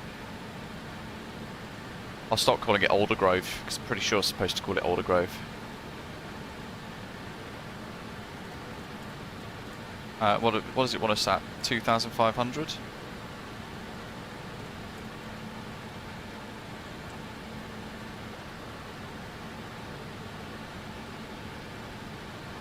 Alder Grove traffic, flyer 95 Charlie, BA 146-300, QNH 1025 is over the field, turning outbound for the procedural entry to the ILS. Outbound 053 degrees, Alder Grove traffic.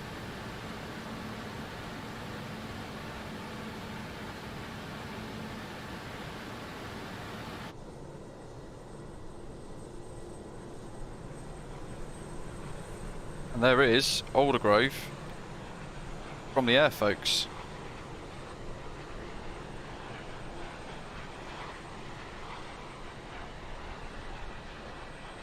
Look how silent the Whisper Jet is.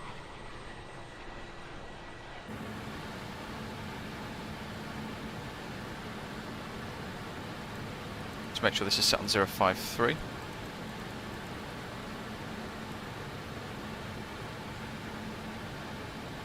Go to heading mode. Now it'll have a habit of chasing that. We don't want that. So let's go to nav mode now for the ILS. Leveling off faults hold mode at 2,500 feet in a second. Speed's going to then start to come down. 320 is flight level 5,300 on final approach for runway 26L airport. Over.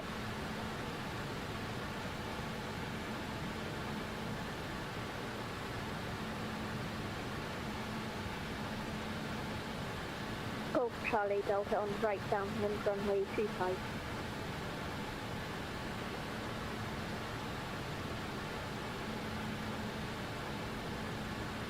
Great hearing him actually practice. Speed checked below 205. Select flaps 18. Ooh, don't want to do it yet. Nah. Boulder Grove traffic. We'll do flap 30 approach.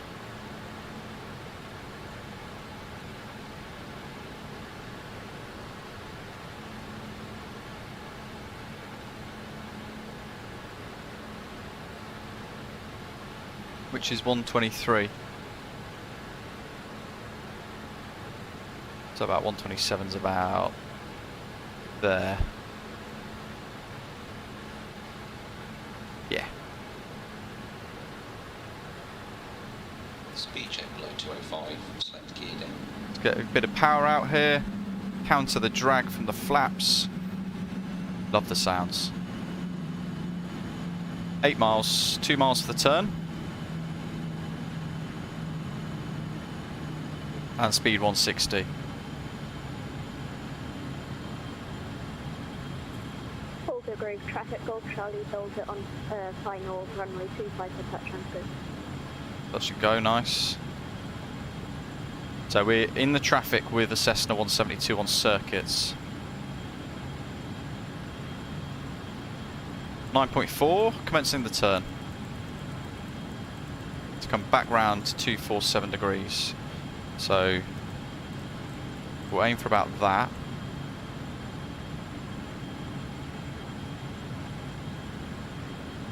Autogrove traffic flyer 95 Charlie's turning to establish the ILS runway 25 at 9 miles. Will report final approach.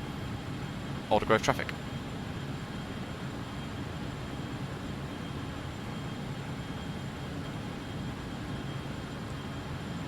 We want VL. Oops, that's why. Localizer armed. There we are.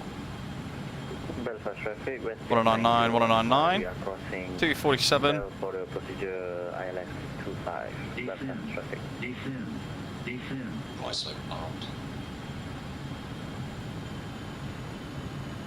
Wowzers. Apparently we're about to get hit by something. Undergrove traffic, Speedbird 838 on Oh my final God. approach, runway What? 23. Brilliant. Boulder Grove traffic, Golf Charlie Delta clear for runway. Autogrove traffic, flyer 95 Charlie's continuing a right turn back to the teardrop. I've got an aircraft on final next to me. Let's continue round and out of the way.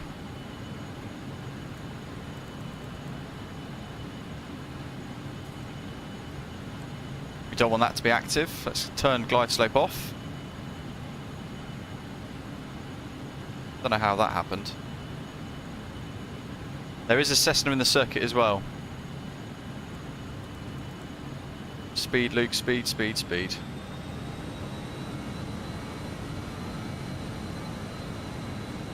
I do, David, but I got the feeling I probably won't get it.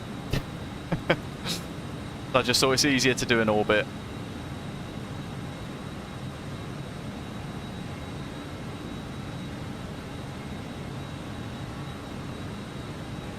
Belfast traffic, Westjet 9015 just past the airport on waypoint Bell and turning to the right for ILS 25.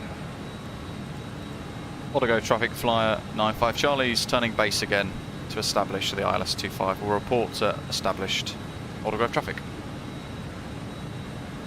Boulder Grove traffic, Golf Charlie Delta on right downwind runway 25. So now the rules are for the VFR traffic, he will have to orbit until all of the IFR has cleared. We have right of way over VFR.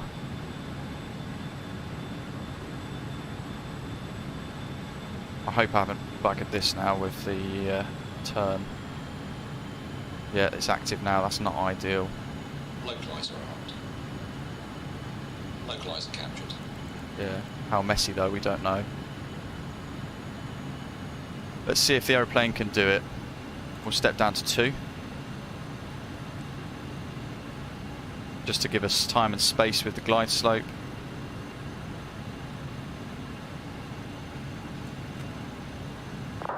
Gear down.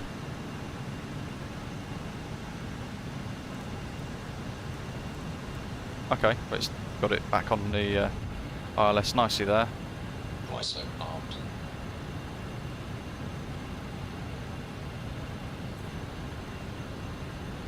Aldergrove traffic, flyer 95 Charlie is established and final approach, ILS 25, 8 miles, Aldergrove traffic.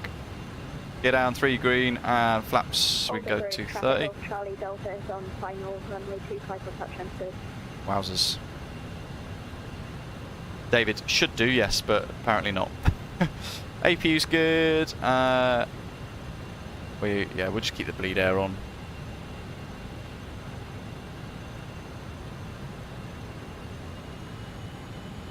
Level at 2. Trying to bring our speed down to give the Cessna a bit of a chance. Seabird 383, 500 feet, final approach landing. What? About 30, so we're on our final approach configuration now.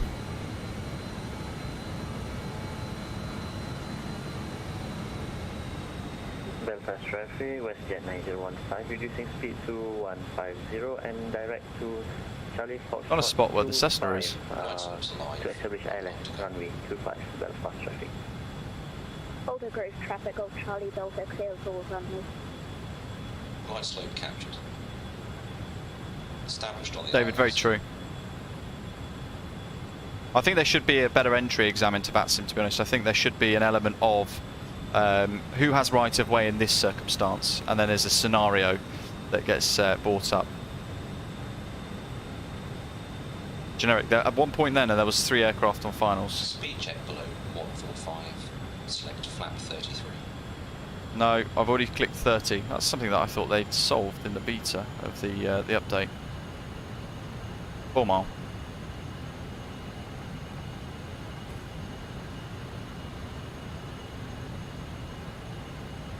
To be fair, the Cessna actually got up before the BA landed, which is quite incredible. So he's timed that wonderfully, the Cessna pilot.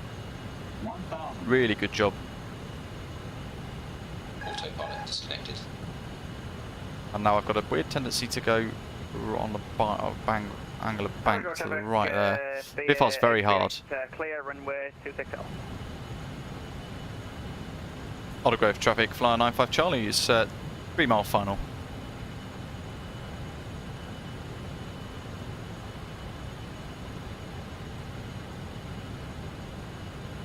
Afford to lose a bit of speed here, reduce that rate of descent. Oops.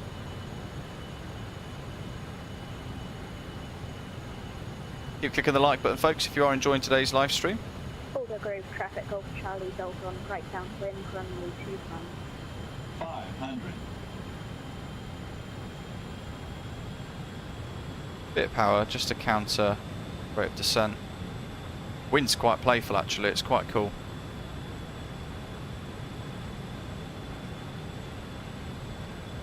Certainly making it interesting.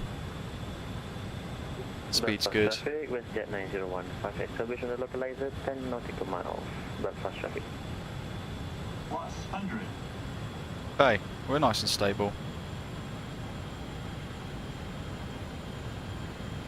Minimums.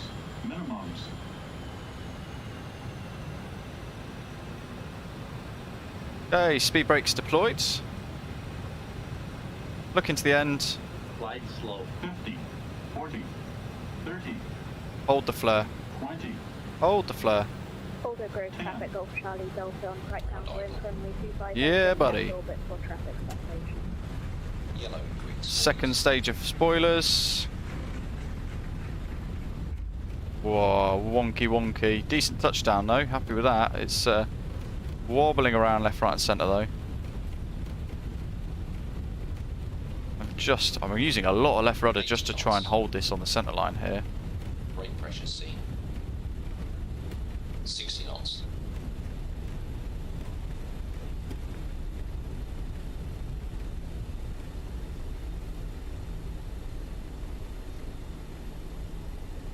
Aldergrove traffic flyer 95 Charlie's vacating right onto a backtrack runway 17. Then taxi Charlie to the apron. Aldergrove traffic.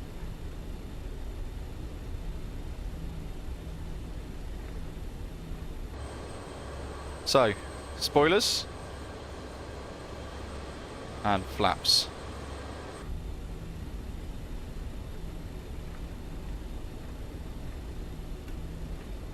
Landing lights, runway turn off lights, so we flick landing lights onto taxi. For runway 25, establish ILS. Whoosh. Those modes are off. Pop the VOR modes off.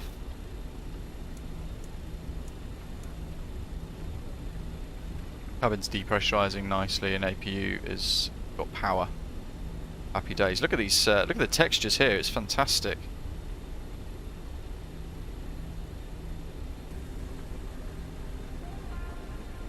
And we're back at Aldergrove again.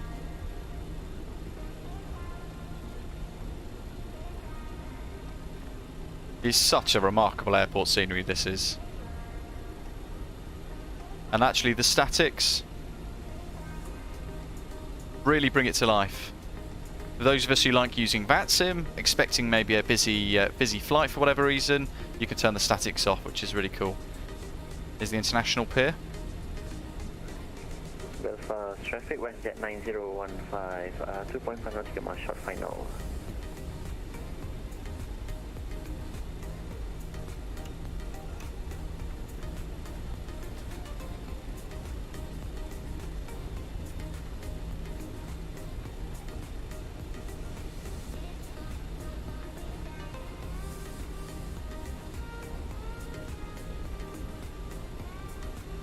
Releasing over the next couple of days. Today, tomorrow or Sunday, this is going to be releasing on Orbex Direct.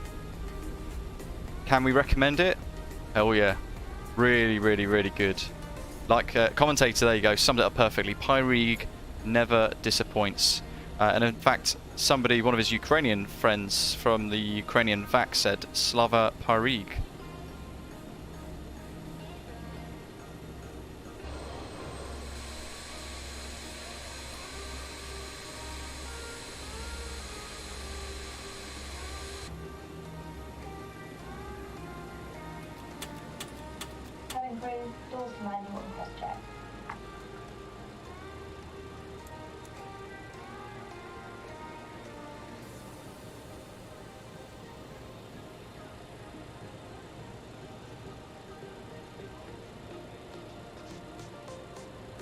Oh, all that excitement of the missed approach, I forgot to record the arrival. Gutted.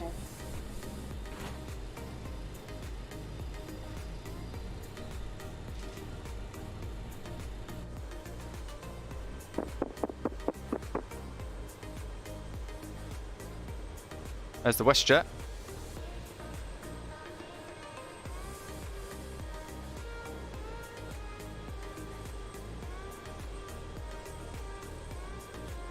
Look at that for a view.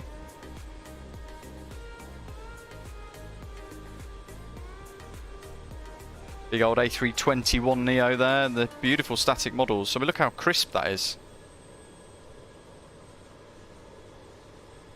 See ya, Rab. Belfast traffic, WestJet 9015, vacated 25.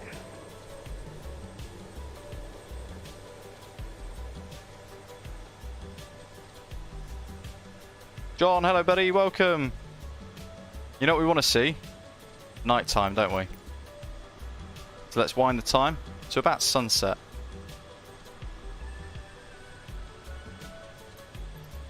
Oh my good grief, look at that.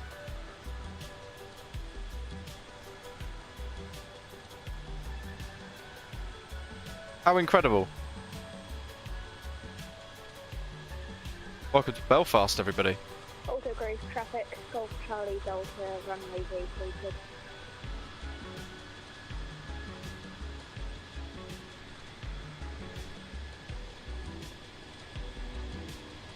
We'll grab a flat white for the way. Even the signs are really crisp. How much is a flat white at Belfast Aldergrove? Frappuccino, handcrafted espresso. Flat white. I'd go for grande. £3.10. Good grief.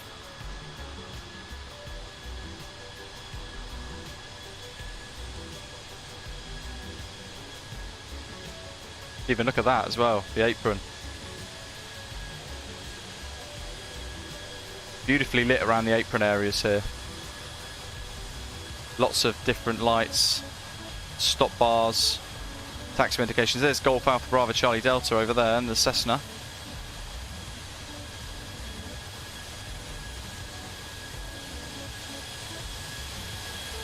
And look at that, the car parks as well. They go off into the distance. There's the McCaws Lane car park, all lit up again, custom emissives and textures. The M&S Simply Food in the background. Look at that for detail, folks.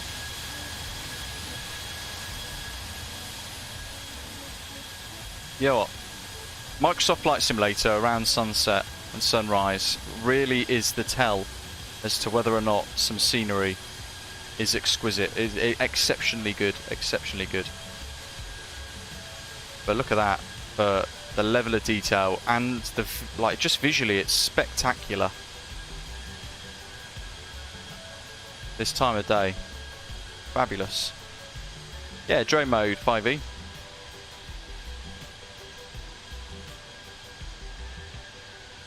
Obviously we saw it at daylight at the very start of today's live stream. What do you think now you've seen it? If you've seen it at day, now also at night time, what do you think? Just incredible, right?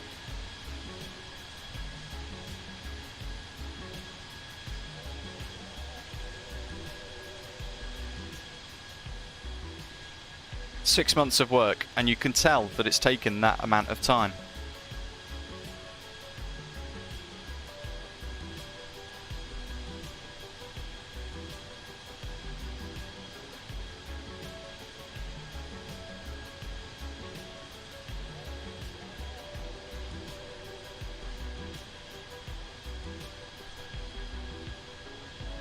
You guys want to see some of the static models again at night? We'll have a look at this Jet 2 one over here. The International Pier is the part of the airport actually we didn't really explore too much of on the departure out to London City earlier at the beginning of today's live stream, so we shall have a look-see.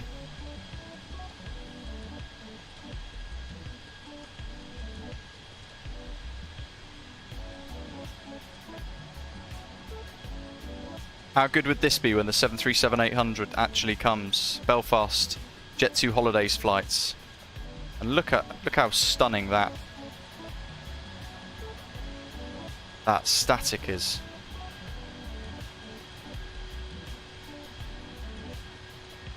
It's so good.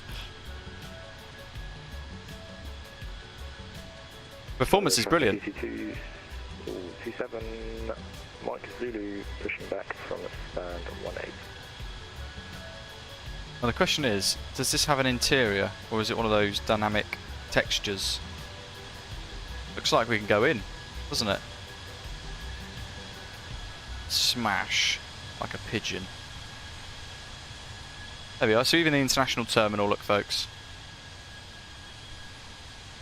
My god, how big is that guy? He's walking towards us rather menacingly, isn't he? This is where he stops at the camera and gives us a big thumbs up like Chuck Norris. Oh, he's walking quite a way. Okay, no, we're safe. No thumbs up though.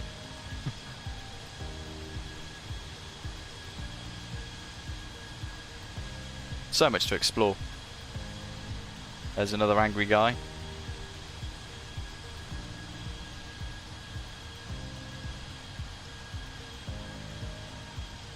Jeff, hello. Some next level quality indeed.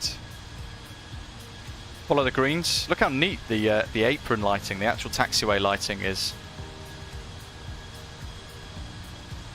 As that angle changes, look at the different luminosities.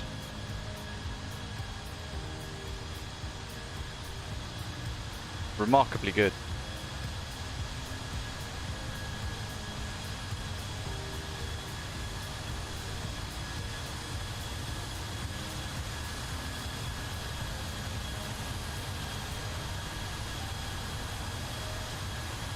Look at that.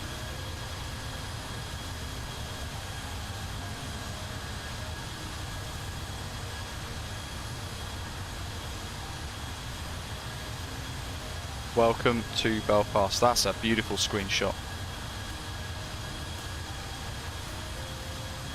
There we go, folks.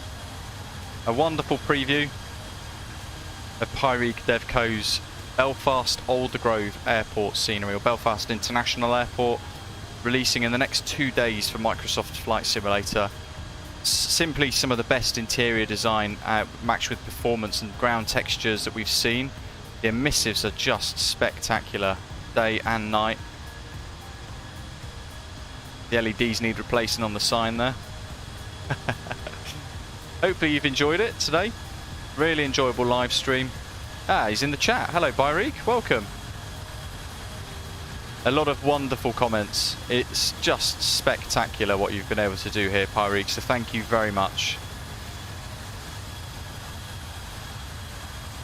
Tomorrow, folks, we're off to Mykonos, the Midsummer Madness event at Birmingham Airport on the VATSIM network. It's going to be huge, so do take part. The prize is up for grabs for those that fly along or indeed fly different routes into and out of the airport through the day. So do check it out. It's going to be a really good day tomorrow. We'll be back in the PMDG 737. As you can see, day and night, Pyreegue Devco's Belfast International is just 10 out of 10. It's hands down some of the nicest scenery we've seen for the sim. Haven't got any links for you to click to purchase it yet. It's going to be released over the next couple of days. It will be on Orbex initially, so do check it out, keep your eye out for it. JustFlight for the 146 if you want to get your hands on the Whisperjet 2. Thank you to everyone who flew along. Welcome to all of our new subscribers today, and thank you to everybody who's hit the like button as well. In the meantime, as always, I hope to see you tomorrow for the big event out of Birmingham, and we'll get planning our next flight from Belfast as well. No doubt the day one purchase, says Generic Pilot. Couldn't agree more. Beautiful. Thanks everyone for watching. There you go, Pyreegue Devco. Tomorrow is the day, folks. You'll be able to get it from Orbex tomorrow. Very exciting. Wonderful, wonderful bit of work. Thanks to Pyreegue for all of the effort. 6 months of work culminating in what is an incredible price. I'll see you tomorrow for the PMDG 737 ops from Birmingham to Mykonos. What could possibly go wrong? Thanks for watching, folks, and thanks Gav for your super chat earlier too. Almost forgot there. I'll see you tomorrow. Have a good day. Take care.